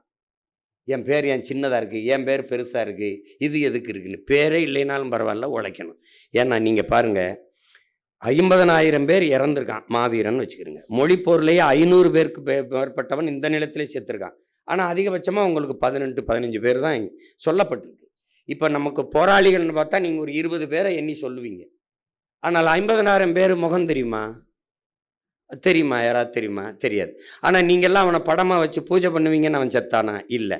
ஏன்னா அவன் பிறவி கடமை அது. இப்போ நானே உங்ககிட்ட சொல்கிறேன், வள்ளுவ பெருமகனார் நம்ம எழுதி வச்சுட்டு போவோம், ஒரு பல ஆயிரம் ஆண்டுகள் கழிச்சு ஒரு தலைமுறை போற்றும்னு நினச்சி செத்தானா? அவன் எழுதி வச்சானா? அந்த ஓலைச்சுவடி நம்ம கைக்கு சேருமா சேராதானே தெரியாது. இப்போ நம்ம முன்னோர்களே நம்ம செத்த பிறகு சிலையை வச்சு போட்டுருவாங்க, மாலை போட்டுக்குருவாங்க, கும்பிடுவாங்கன்னு போகிறாள்ல, அவன் பிறவி கடமை அதை செஞ்சான். அதனால் நம்ம கடமையை செய்யணும். அதில் தேர்தலில் நீங்கள் எல்லாம் ஒற்றுமையாக நின்று வேலை செய்யணும். அப்புறம் இங்கே சொன்னது, இங்கே சில பேர் குறிப்பிட்டு சொன்னாங்க, தம்பி திருமுருகனை யாரோ சொன்னாங்க, ஒரு வேட்பாளரை உங்கள் தொகுதியிலே இருந்து எடுத்து நிறுத்தணும்னு நினைக்கிறேன்னா நீங்கள் அந்த கட்சிக்கு போய் சேர்ந்துக்கிறணும். புரியுதா? அப்புறம் நீங்கள் ஒரு வேட்பாளரை கொடுப்பீங்க, அந்த வேட்பாளரை நிறுத்தணும் அப்படின்னா நீ 4 பேர் இருந்துக்கிற, நீ ஒரு வேட்பாளரை கொடுப்ப, நீ ஒரு வேட்பாளரை கொடுப்ப, விருப்பம்னு கேட்டு 10,000 ரூபா கட்டுத்தொகை போட்டு அப்படி கட்டு, தொகுதிக்கு எவ்வளோ செலவு பண்ணுவ, கட்சிக்கு எவ்வளோ டொனேஷன் அன்பளிப்பு கொடுப்ப, அப்படி கேட்குற கட்சி கிடையாது இது. உங்களுக்கு புரியுதுன்னு நினைக்கிறேன். இது ஒரு போர். எந்த தளபதியை முன்னிறுத்தினால் போர் சிறப்பாக நடக்கும்னு தளபதி நான் படையை நடத்துகிறவனுக்கு தெரியும், நிறுத்துவேன். நீ போட்டு குழப்பிக்கிற கூடாது. நீ ஒரு பரிந்துரைச்சின்னா 5 பேர் ஒரு வேட்பாளர், 5 பேர் ஒரு வேட்பாளர், இன்னொரு 5 பேர் வேட்பாளர் கொடுப்ப. இந்த வேட்பாளர் கொடுத்தா நீ வேலை செய்ய மாட்டா, அந்த வேட்பாளர் கொடுத்தா அவன் வேலை செய்ய மாட்டான். அந்த வேலைக்கு நான் வரல. உனக்கு புரியுதா? நான் நிறுத்துகிற கட்சி, நிறுத்துகிற வேட்பாளர் தகுதி வாய்ந்தவர்களா இல்லையா, அதுதான் நீ பார்க்கணும். என் தொகுதியிலே கொடு. இந்த வேலையை நீ வேற எங்கேயாவது தான் வச்சுக்கணும் தம்பி. இது ஏன் நாடு, நான் எங்கே வேணாலும் நிற்போம், எங்கே வேணாலும் போடுவோம். அப்படின்னா நீ எதுக்கு நீ உன் தொகுதிக்கிலே பொண்ணு கொடுத்துக்குருவேன். விருகம்பாக்கத்தில் ஆர்கே நகரில் பொண்ணு கட்ட மாட்டேன். விருகம்பாக்கத்தில் இருக்கிற சந்தை எதுவோ, விருகம்பாக்கத்தில் என்ன இருக்கோ அங்கேயே தான் வாழ்ந்துக்குருவேன். எப்படி இருக்கு? அப்படின்னா நீ சீமானை தூத்துக்குடிக்கு போராட கூப்பிடக்கூடாது. நான் சிவகங்கையிலே இருந்து என் ஊர்லங்க நாங்கள் வரலங்க. எப்படி இருக்கு? கோவையிலிருந்து கார்த்திகா அவங்க கொண்டாந்து நிறுத்துவேன். சீமான் நாகப்பட்டினம் மீனவனுக்கு வரும்போது சீமான் தங்கச்சி வந்தாங்க நிற்கக்கூடாதா வேட்பாளரா? அப்படிதான் பார்க்கணும். முதல்ல அந்த எண்ணத்தை கைவிட்டணும். இவரை ஏன் கொண்டாந்து இங்கே நிறுத்துறாரு, அவரை ஏன் கொண்டாந்து அங்கே நிறுத்துறாரு? எதையே நீ ஆப்பிரிக்காவிலிருந்து ஆஸ்திரேலியாவிலிருந்து கொண்டாந்து நிறுத்துற மாதிரி போயிட்டு இருக்கிற? அப்படிதான் நிறுத்தும். முதல்ல மரபை உடைப்பது என்பது அதுதான். என்னை கூட தான் சொல்லிக்கிட்டு இருந்தான் திருவொற்றியூர்ல, இவர் எங்கிருந்தோ நிற்கிறாருன்னு. அவன் அவனே வெளியூர்லேருந்து வந்தவன் தான். இங்க பல பேர் வெளியூர்லேருந்து வந்தவன் தான். இது ஒரு பேச்சா சொல்லிடுவான். வேற மாநிலத்துக்கு வந்தவனுக்கு நாட்டு 60 வருஷம் கொடுத்துவிட்டு எனக்கு கொடுமை பாருங்க. கட்சியில் இருக்கிற கட்சி ஒரு சிறந்த கேடரை தேர்வு செய்யும். ஐயா அம்பேத்கராஜனை கூட்டி கொண்டு திருப்பூரில் நிறுத்துறேன்னா சீமான் ஒன்றும் கருணாநிதியை பார்த்து, ஜெயலலிதா பார்த்து, எம்ஜிஆரை பார்த்து அரசியல் செய்ய வந்தவன் இல்லை. ஏதோ கட்சி ஆரம்பிச்சோமா, நம்மள ஒரு வியாபாரத்தை பண்ணோமா, தேர்தலுக்கு 500 கோடி 600 கோடின்னு வாங்கிட்டு 19 சீட்டை வாங்கிட்டு பிழைக்க அப்படி வரல. அந்த இடத்தில் ஏன் நிறுத்துறேன் அப்படிங்கிறதுக்கு 1000 காரணம் வச்சிருப்பேன். நீ ஒரு தடவை யோசிக்கிறத நான் 1000 முறை யோசிச்சு முடிவெடுப்பேன். எனக்கு என் தலைவன் போன உடனே அனுப்பின பரிசு என்ன தெரியுமா? முதல்ல போரில் ஒரு போர் வீரன் எப்படி கால் எடுத்து வச்சு கால்மானத்தை வச்சு நகருதுங்கிற புத்தகம் இவ்வளவு பெரிய புத்தகமா கொடுத்தாப்புல. நான் போருக்கு போறதில்லை, ஆனால் ஒரு போர் வீரன் காலை எப்படி அந்த படை என்ன போகும்போது களத்தில் எப்படி கால் எடுத்து வச்சு நகரணுங்கிறத உலகத்தில் இருக்க போரில் இருக்கிறதெல்லாம் எடுத்து தமிழ் படித்து புத்தகம் வச்சிருந்தாப்புல. இவ்வளோ பெரிய புத்தகம். இது நான் இருக்க போகிற காலத்தில் இவ்வளோ படிக்க முடியுமா? இல்லைன்னா அங்கே கொண்டு போய் படிங்கன்னு நம்மள. ஒரு போர் வீரனை ஒரு காலை எடுத்து வைக்கிறதுக்கு இவ்வளோ கவனம் இருக்குன்னா, ஒரு தேசியன விடுதலைக்கு நிற்கிற பிள்ளைகள், இவ்வளோ பெரிய கனவை கடத்தின தலைவனின் பிள்ளை, நம்ம எவ்வளவு பொறுப்பாக காலை எடுத்து வைப்போம்னு நீங்கள் யோசிக்கணும். அதில் போய்கிட்டு எதுக்கு வேட்பாளர் இவரை கொண்டாந்து நிறுத்துறாரு, அவரை நிறுத்துறாரு? எல்லாரும் தகுதி வாய்ந்தவர்கள் இருக்கிறீங்க. சில பேருக்கெல்லாம் வாய்ப்பு கொடுக்கணும்னு நினச்சி முடியாமல் போயிடுது. காரணம் சமூக பிரதிநிதித்துவம். ஒரு சமூகத்துக்கு இவ்வளவு கொடுக்கணும்னு இருக்கும், தகுதியானவங்க இருப்பாங்க. சில பேர் விடுபட்டு போகுது. தகுதியானவங்களுக்கு 24.5 வயசு வருது, 1 மாதம்லாம் குறையுது. சில இதுகள் இருக்குது. நான் திரும்ப சொல்கிறேன், நம்ம பொறுக்கு விதை மரபினர் ஒவ்வொரு விதையும் வீரியமான விதைகளை எடுத்துத்தான் நம்ம விதைப்போம். அதனால நீங்கள் பார்க்குற மாப்பிள்ளைக்கெல்லாம் பொண்ணை கட்டி கொடுக்குறது இல்லை ராஜா. அது நல்ல பையனாக இருக்கானா, ஒழுக்கமான பையனா? நல்ல பையன்தான். ராத்திரியானா ஒரு குவார்ட்டர் போடுவான். என்ன குவார்ட்டர் போட்டவொடனே இன்னும் கொஞ்சம் தண்ணி அடிக்கும் போது தான் பண்ணிப்பான். எப்பாவது போதைய போட்டோம் தான் வீட்டில் கொஞ்சம் சலம்புவான். அதில் ஏதாவது குறுக்க பேசுனா அடிப்பான். எடுத்தவொடனே தலைமுடியத்தான் பிடிப்பான். பொண்ணா குடிப்பியா? எத்தனை பையன் பார்க்குற? இப்போலாம் இப்போ மேட்ரிமோனிலே பார்த்துக்கிறாங்க. அவன் யாரு என்ன எதுவும் கிடையாது. அதனால நிறுத்துற யாராக இருந்தாலும் அண்ணன் முடிவெடுத்தா சரியா இருக்கும். நம்ம வேலை செய்யணும் அப்படின்னு வேலை செய்யணும். அதுதான் இங்கே முக்கியம். இங்கே சின்ன பிள்ளை விளையாட்டு இல்லையே. இது எத்தனை ஆயிரம் ஆண்டுகளாக சுமந்து வர பாரு. உலக தமிழ் பேரினம் நாம் தமிழர் என்கிற ஒரு கட்சியை நம்பி நிற்கிற நிலைமைக்கு வந்திருக்குதுன்னா, தன் இன உரிமைக்கு, இன மீட்சிக்கு அவ எவ்வளோ பெரிய வேலையை நீ செஞ்சுக்கிட்டு இருக்க. யாரை பார்த்தாலும் கடைசி நம்பிக்கை உன்னையை தான் நம்புகிறோங்கிறான். நான் இப்படி திரும்பி உங்களை தான் நான் நம்புகிறேன். நான் குலதெய்வங்களோட முருகனோடவே எனக்கு சண்டை இருக்குடா. நான் பாரு, என் பாட்டை ராஜராஜ சோழனுக்கு எனக்கு, அவனுக்கு அருள்மொழி சோழனுக்கு எனக்கும் சண்டை இருக்கு. அரசேந்திரனை திட்டி விட்டு வந்தேன். கடடா நாயே, உனக்கு இதெல்லாம் தேவைதான்டா. உலகம் பூரா போய் வென்றுட்டு குட்டியை சோறு மாதிரி சாஞ்சி கிடக்குறாப்ப. அவன் அங்கே ஓலைக்குறிச்சியில் கிடக்கிறேன், அந்த பெருவுட இருக்குல்ல, உடையாலூரில். அவன் இங்கே என் தாத்தை ஒருத்தருக்கு என் பாட்டேன், இந்த வாவுசி, அவன் சிலைக்கு மாலை போட போனேன், சிலை விழுந்துரும் ஏறாதங்கிட்டான். இந்த கண்ட நாய் கருமாந்திரம் முடிச்சவெல்லாம் தெரு நிற்கிறான். என் பாட்டை அவன் எவ்வளோ பெரிய ஈகத்தை இந்த நாட்டு விடுதலைக்கு செஞ்சவன், அவனுக்கு ஒரு சிலை கிடையாது எனக்கு மாலை போடுறதுக்கு. அப்போ மனசுக்குள்ள ஒரு வெறி வரும் பாரு, இரு நான் வென்றுட்டு வந்து உனக்கு வச்சுட்டு தான் அப்புறம் சிலையை வச்சுட்டு தான் நான் மாலை போடுவேன். அந்த மாதிரி பல பேரோட இருக்கு. முருகனுக்கே எனக்குமே சண்டை இருக்குல்ல. அப்படி போகும்போது முருகா அப்படின்னு பக்தி திருமுத்து திரு பாடும்போது தான் உள்ளே போகிறது. ஆனால் நம்ம கோபத்தோடு போகும்போது அவரே சொல்லிடுறாப்புல, நாங்கள் தமிழில் ஓதுறோம், தமிழில் ஓதுறோன்னு. வரலைனாலும் பார்த்தாது படிக்கிறாப்புல, வள்ளியின் மணாலனை கந்தனை கடம்பனை அப்படின்னு பாடுறாப்புல. கொஞ்சம் விட்டு விட்டு படிக்கிறாப்புல, ஆனால் படிக்கிறாப்புல. அது மாதிரி நீங்கள் மிகுந்த பொறுப்பை ஏற்றிருக்கிறீங்க. கவனமாக நீங்கள் வேலை செய்யணும். இந்த தேர்தலை விட்டுறக்கூடாது. நமக்கு முக்கியமான தேர்தல். 5 மணி போட்டி 6 மணி போட்டிம்மா நீங்கள் ஒன்றுங்க. நமக்கு இங்கே எவனுமே போட்டி கிடையாது. நம்ம எடுத்து வைக்கிற அரசியலுக்கு எவனுமே போட்டி கிடையாது. நம்ம வரும்போது ஐயா விஜயகாந்த் வரும்போது, அம்மா ஜெயலலிதா, ஐயா கருணாநிதி 2 பேர் தான். நாம் வரும்போது மக்கள் நல கூட்டணின்னு ஒன்று இருந்தது. இங்கே திமுக அதிமுக தலைமையில் கூட்டம். ஐயா அன்புமணி தனியாக ஒரு போட்டி, மாற்றம் முன்னேற்றம் அன்புமணின்னு ஐயா அன்புமணி வந்தாங்க. அந்த இடத்துல நம்ம வந்தோம். அப்போ அங்கேயும் நம்ம 5வது தான். அதில் 4.5 லட்சம் 1.1. திருப்பி 19 தேர்தலுக்கு வர்றோம். 19 தானே அங்கே வர்றோம். வரும்போது யார்? எங்கள் அண்ணன் கமலாசன் வந்துட்டாப்புல. அப்புறம் ஐயா டிடிவி வந்துட்டாப்புல. அங்கேயும் நம்ம 5வது தான். கவனிச்சுக்கிட்டீங்களா? அங்கே 17.5 லட்சத்தை வாங்கி ஏறி போகிறோம். 17.5 லட்சம் வாங்கி போகிறோம். 4லேருந்து எங்கே போயிடுது? அங்கே போயிடுது. அதுக்கப்புறம் திருப்பி வர்றோம். 21க்கு இடையில எல்லா இடைத்தேர்தலையும் சண்டை போடுறோம். எது கிடைக்க அடுத்த அடிக்கிறோம். நம்ம நோக்கம் என்ன? வெல்லணும். அப்புறம் 21க்கு வர்றோம். 21ல் வந்து என்ன ஆகுது? அண்ணன் ஐயா டிடிவி தலைமையில் ஒரு அம்மா விஜயகாந்த் இவங்க பிரேமலதா அவங்க ஒரு கூட்டணி. இந்த பக்கம் ஐயா ஸ்டாலின் தலைமையில், ஐயா எடப்பாடி தலைமையில் ஒரு கூட்டணி. இந்த பக்கம் மக்கள் நல கூட்டணின்னு ஒன்று. அதானே? இல்லை அண்ணன் கமல்ஹாசன் தலைமையில் ஒரு கூட்டணி. நல்லா கவனிச்சுக்கிறங்க. இப்போ எத்தனாவது இடத்துல நம்ம இருக்கோம்? அதே 5. நம்ம போட்டியில் இருக்க மாட்டோம் தெரியுங்களா? இங்கே பாருங்கள், திமுக அதிமுக கமல்ஹாசன் டிடிவி. நம்ம வந்து மற்றவை நான் படம் பார்க்க போகும்போது நான் எங்கள் அண்ணன் ரவி என்ன வந்து வரல. இன்னைக்கு நாங்கள் வண்டியில் போகும்போது என் நண்பர் ஒருத்தர், எங்கள் மச்சான் அந்த இக்பால் இறந்துட்டாப்ல. டேய் மச்சான், எல்லா படத்துலையும் பார்க்குறேன்டா மச்சான், இந்த மற்றவை மற்றும் பலர் இருக்கான்ல, அவன் எல்லா படத்துலையும் நடிக்கிறான்டா. அவனை அவர் கேட்குறாப்புல, மச்சான் அது மாதிரி இந்த எல்லா படத்துலையும் இருக்க மற்றும் பலர் நம்ம தான்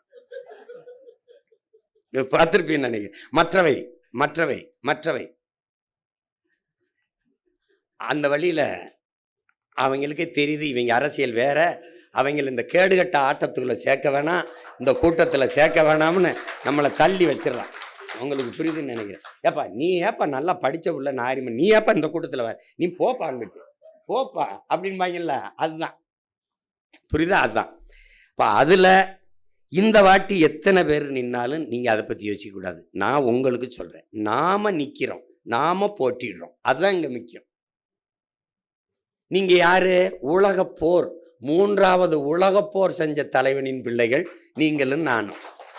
22 நாடுகள் சேர்ந்து ஒரு தலைவனை, ஒரு வீரனை வீழ்த்த போரிடுதென்றால் 22 நாடுகள், உலக நாடுகளை எதிர்த்து 25,000 பேரை வைத்து ஒருவன் போர் செய்தான் என்றால் அந்த போர் உலகப்போர். இப்போ 3ஆம் உலகப்போரை செய்த ஒரு தலைவனின் பிள்ளைகள் நாம் இந்த அக்கப்போருக்கு பயந்தால் ஒரு வைக்கப்போரும் மிஞ்சாது. அதனால அதை போய் கவலைப்பட்டுக்கிட்டு இருக்க வேண்டியது இல்லை. 2 அது முடிஞ்சிட்டுது. வேட்பாளரில் எந்த வேட்பாளரை எங்கிருந்து கொடுத்தாலும் அவர்கள் அந்த நிலத்தின் பிள்ளைகளாக, முதல்ல நம்ம இனத்தின் விடுதலைக்கு போராடும்போது எங்கே நின்று சண்டை போடுறது? ஒரு கிரிக்கெட் அணி இருக்குது, ஒரு விளையாட்டு அணி இருக்குன்னா நான் ஓப்பனிங் பேட்ஸ்மேனாக தான் ஆடுவேன். மிடில் ஆர்டரில் விட்டால் ஆட மாட்டேன். கடைசி விக்கெட்டுக்கு விட்டினா ஆட மாட்டேன். எங்கே விட்டாலும் ஆடணும். கால் பந்துனா நான் டிஃபென்ஸாக ஆடுவேன், அஃபென்ஸ் ஆட மாட்டேன். நான் கோல் கீப்பராக போக மாட்டேன். ஒரு விளையாட்டு வீரன் தன் வெற்றிக்காக, தன் அணியின் வெற்றிக்காக எந்த இடத்தில் விட்டாலும் ஆடணும். அவன் தான் தளபதி, அவன் தான் வீரன். நீங்க அப்படிதான் விளையாடணும். இவரே ஏன் தூக்கி அங்க போட்டீங்க, தம்பி எதுக்கு 1000 விளக்கில் போட்டீங்க, ஐயாவை எதுக்கு திருப்பூரூர்ல விட்டீங்க, அதெல்லாம் உங்க வேலை இல்லை. கட்சி சொல்லுது செய்கிறோம்.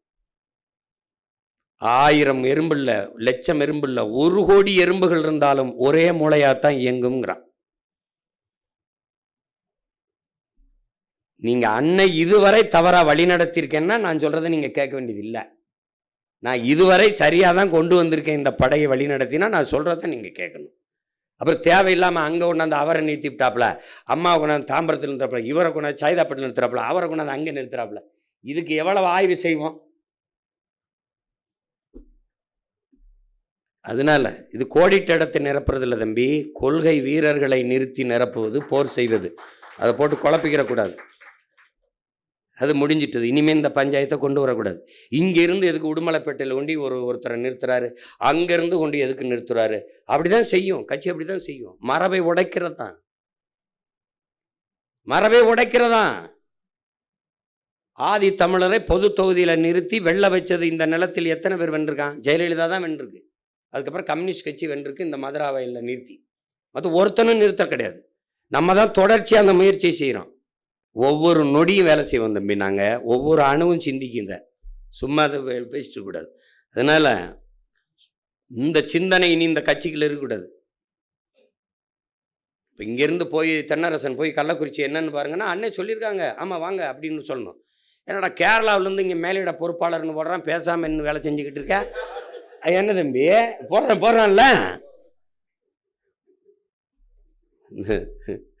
எதிரிக்கு தான் பச்சை மட்டை, உங்களுக்கு இல்லை. ஆனால் உங்களுக்காக வெட்ட வைக்காதீங்க. என்ன தம்பி, அடுத்தது உங்களுக்கு தெரியும், நமக்கு நாளைக்கு வேட்பாளர்களை சந்திக்கிறோம். வேட்பாளர்களை சந்தித்து எப்படி இயங்குறதுன்னு அது தனி. அடுத்து நமக்கு இருக்கிறது என்ன? மாநாடு. இப்போ மாநாடு உங்களுக்கு தம்பி துறையெல்லாம் சொல்லிட்டாங்க. நீங்கள் என் பிள்ளைகள் எனக்காக செய்ய வேண்டியது, அவரவர் வாக்ககத்துக்கு சென்று வலிமைப்படுத்துங்க. 1, கட்சி 10 மாவட்டம் 12 மாவட்டமாக பிரித்தது நிர்வாக வசதிக்குத்தான், வேலையை சிறிதாக்குறது தான். அதை அது கவனத்தில் எடுத்து செய்யுங்க. மற்றபடி வாக்ககத்துக்கு நீங்கள் அந்த BLA 2 அந்த படிவத்தை நிரப்பி கொடுத்து அது ஏற்கப்பட்டுருச்சான்னு சரி பார்த்துக்கிறங்க. 2வது இந்த SIR, இந்த சிறப்பு வாக்காளர் திருத்தத்தில் நம்ம பிள்ளைகள் வேட்பாளராக நிற்கிற பிள்ளைகள் வாக்கு இழந்துடக்கூடாது, நம்ம கட்சி பிள்ளைகள் இழந்துடக்கூடாது, மக்களுக்கும் யாருக்கும் இருந்த வாக்கை இழந்துடக்கூடாது. அதனால திருப்பி போய் எல்லார் வீடுகளையும் அம்மா உங்கள் வாக்கு உறுதி செய்யப்பட்டுருச்சான்னு கட்சி பிள்ளைகள் கேட்டு அதை உறுதி செய்யணும். அது நம்ம கடமை, கட்சியை தாண்டிய கடமை.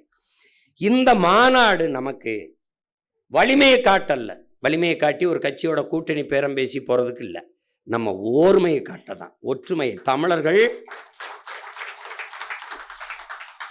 இன உணர்வு மான உணர்வு அற்று சாதி மத உணர்ச்சியால் பிளந்து பிரிந்து சிதறி சிக்குண்டு அழிந்து போன தமிழ் சமூகம் எழுச்சியுற்று ஒரு அரசியல் வலிமையாக ஆற்றலாக ஒன்றிணைதுன்னு காட்டணும், உலகத்துக்கு காட்டணும். அது நம்மீது நம்பிக்கை வச்சிருக்கிற மக்களுக்கு மேலும் அதிக நம்பிக்கையை கொடுக்கும். நம்மோடு களத்தில் நிற்கிற பிள்ளைகளுக்கு ஒரு புதிய உற்சாகத்தை கொடுக்கும். அதுதான் இப்போ 234 பேரையும் சந்திக்கும் போது, அக்கா நீங்கள் நிற்கிறீங்களா, நீங்கள் போட்டிடுறீங்களா, நம்மளை மாதிரியே நிறைய பெண்கள் போட்டிடுறாங்களேன்னா புதுசாக வர்றவங்களுக்கு ஒரு உற்சாகம்தான். அதுக்கு தான் நம்ம இந்த மாநாடை செய்கிறோம். இந்த மாநாட்டை மாற்றத்தை விரும்பும் மக்களின் மாநாடு என்று சொல்வதற்கு காரணம் உங்களுக்கு இருக்கு. இதுவரை இந்த நிலத்தில் இருக்க அரசியலை தகர்த்து முற்றுமுழுதாக புதிய ஒரு அரசியலை கட்டுவது என்பது மாற்றம். அந்த மாற்றத்தை விரும்புகிற மக்கள், இதையெல்லாம் சரி பண்ண முடியாதா, இதெல்லாம் இப்படி இருக்க, இதெல்லாம் ஒழிக்க முடியாதா, இதெல்லாம் சீர் செய்ய முடியாதா, எப்படி சிந்திக்கிற மக்களுக்கு இன்னைக்கு இப்போ கூட ஒரு தங்கச்சிகள் மனு கொடுத்துட்டு போகிறாங்க. ஆசிரியர்கள், செவிலியர்கள், மருத்துவர்கள், உழவர்குடிகள், மீனவர்கள், இப்படி போராட்ட களத்தில் நிற்கிற ஒவ்வொரு குடிகளுக்குமான மாநாடு தான் இந்த மாநாடு. அதனால தான் மாற்றத்தை விரும்பும் மக்களின் மாநாடு. குடும்பமாய் கூடுவோம், கொடிய அரசியலை மூடுவோம். இது கொள்கை மறவர்களின் கூட்டம், கொள்ளையர்கள் எடுக்க வேண்டும் ஓட்டம் என்ற முழக்கத்தை முன்வச்சோம். இது மாற்றத்திற்கான எளிய மக்களின் புரட்சி, இது நம் இனத்தின் திருவிழா, எல்லோரும் கூடுவோம், தமிழ் பேரின பெருவிழா, வென்று வாகை சூடுவோம். இதையே நீங்கள் முழக்கமாக வச்சு கொண்டு வரணும். உங்களுக்கு பழைய மாதிரி கூட்டமாக உட்கார்றதில்லை. ஒவ்வொரு மாவட்டத்திற்கும் தனித்தனி பெட்டி கட்டம் இருக்கும். அதுக்குள்ளே வந்து நீங்கள் அமரணும். அதை முதன்மை பொறுப்பாளர்கள் உங்கள் படையை நீங்கள் வழி நடத்தணும். பெண்கள் யார் வந்தாலும் அவங்கள அமர வச்சுட்டு, நம்ம பிள்ளைகள் அவர்களுக்கான தண்ணீர், அங்கே ஒரு கூடை இருக்கும், அந்த கூடையில் எதை பயன்படுத்தினாலும் அங்கே வச்சிடணும். ஒவ்வொரு பெட்டியிலையும் இருக்கும். நீங்கள் ராமநாதபுரம்னா ராமநாதபுரம், சிவகங்கைனா சிவகங்கை, காரைக்குடின்னு அந்த என்ன சொல்கிறது, மதுரைனா மதுரை, அந்தந்த கட்டத்தில் வந்து அவரவர். அப்புறம் நீங்கள் வட மாவட்டத்துக்கு தனியாக வாகனம் நிறுத்த, தென் மாவட்டத்துக்கு தனியாக, மத்திய நடுவல் மாவட்டங்களுக்கு தனித்தனியாக வாகனம் நிறுத்த, ஏன்னா நெரிசல் வராமல் பார்த்து அதெல்லாம் இருக்கும். அதை பற்றி நீங்கள் கவலைப்பட்டுக்கிற வேண்டியதில்லை. ரெண்டாவது, பாதுகாப்பு வண்டி இருக்கும். அப்புறம் ஓய்வு வாகனங்கள் இருக்கும். பெண்களுக்கு இந்த கேரவன்கிறது இருக்கும். அது அந்த சிக்கலெல்லாம் நீங்கள் மனசில் வச்சுட்டு வர வேண்டியதில்லை. அப்புறம் நடமாடும் கழிவு அது இருக்கும், மொபைல் டாய்லெட்ஸ் இருக்கும். எல்லாமே சிறப்பாக ஏற்பாடு பண்ணிடுவோம். ஆனாலும் நம்மை நாமளே பாதுகாத்து கொள்வது நமது கடமை. நமக்கு ஒருத்தர், உங்களுக்கு புரியுதுன்னு நினைக்கிறேன், நம்ம மாவட்டத்தை நம்ம முன்னாடி நிற்கிற பிள்ளைகள் பத்திரமா அழைச்சிட்டு வந்து பத்திரமா கூட்டிகிட்டு போகணும், பொறுப்பாக கூட்டிகிட்டு போகணுங்கிறது பொறுப்பை எடுத்துக்கணும். இவ்வளோதான். அதுக்கப்புறம் என்ன சொல்ல வேண்டியது கோபணும், இந்த மாநாட்டிற்கு நீங்கள் என்னுடைய ஆர்ப்பாட்டம், நம்ம ஆர்ப்பாட்டம் போராட்டங்களுக்கு வர்ற மாதிரி நீங்கள் வரக்கூடாது. வந்து ஒருத்தர் வந்து அப்படி ஓரமாக வந்து அப்படி ஒரு வணக்கத்தை போட்டு அப்படி ஒரு ஆளாக வந்து நான் வந்துட்டேன் அப்படின்ட்டு அதோட ஆர்ப்பாட்டத்தில் இருக்கிறதுல போராட்டத்தில் போயிடுறது. இங்கே நான் நின்று பேசிக்கிட்டு இருப்பேன், அங்கே பின்னாடி இருக்க பதாய்க்கு பின்னாடி போய் நின்றுக்கிட்டு ஆமாம் ஆமாம் ஆமாம் அது இது வந்து இது இன்னைக்கு நேத்தா இந்த நான் இதை பார்க்குறேன். நான் என்ன அங்கே ஒரு கேமரா இருக்குது, ஏன்னா ஐ ஆம் வாட்சிங், நான் தான் பிக் பாஸில் வெரி பிக் பாஸ் நான் தான். அதனால் நீ ஓட முடியாது, ஒழிய முடியாது. இந்த வாட்டி விறுவிறுன்னு ஒரு ஆள் ரெண்டு ஆளாக வரக்கூடாது.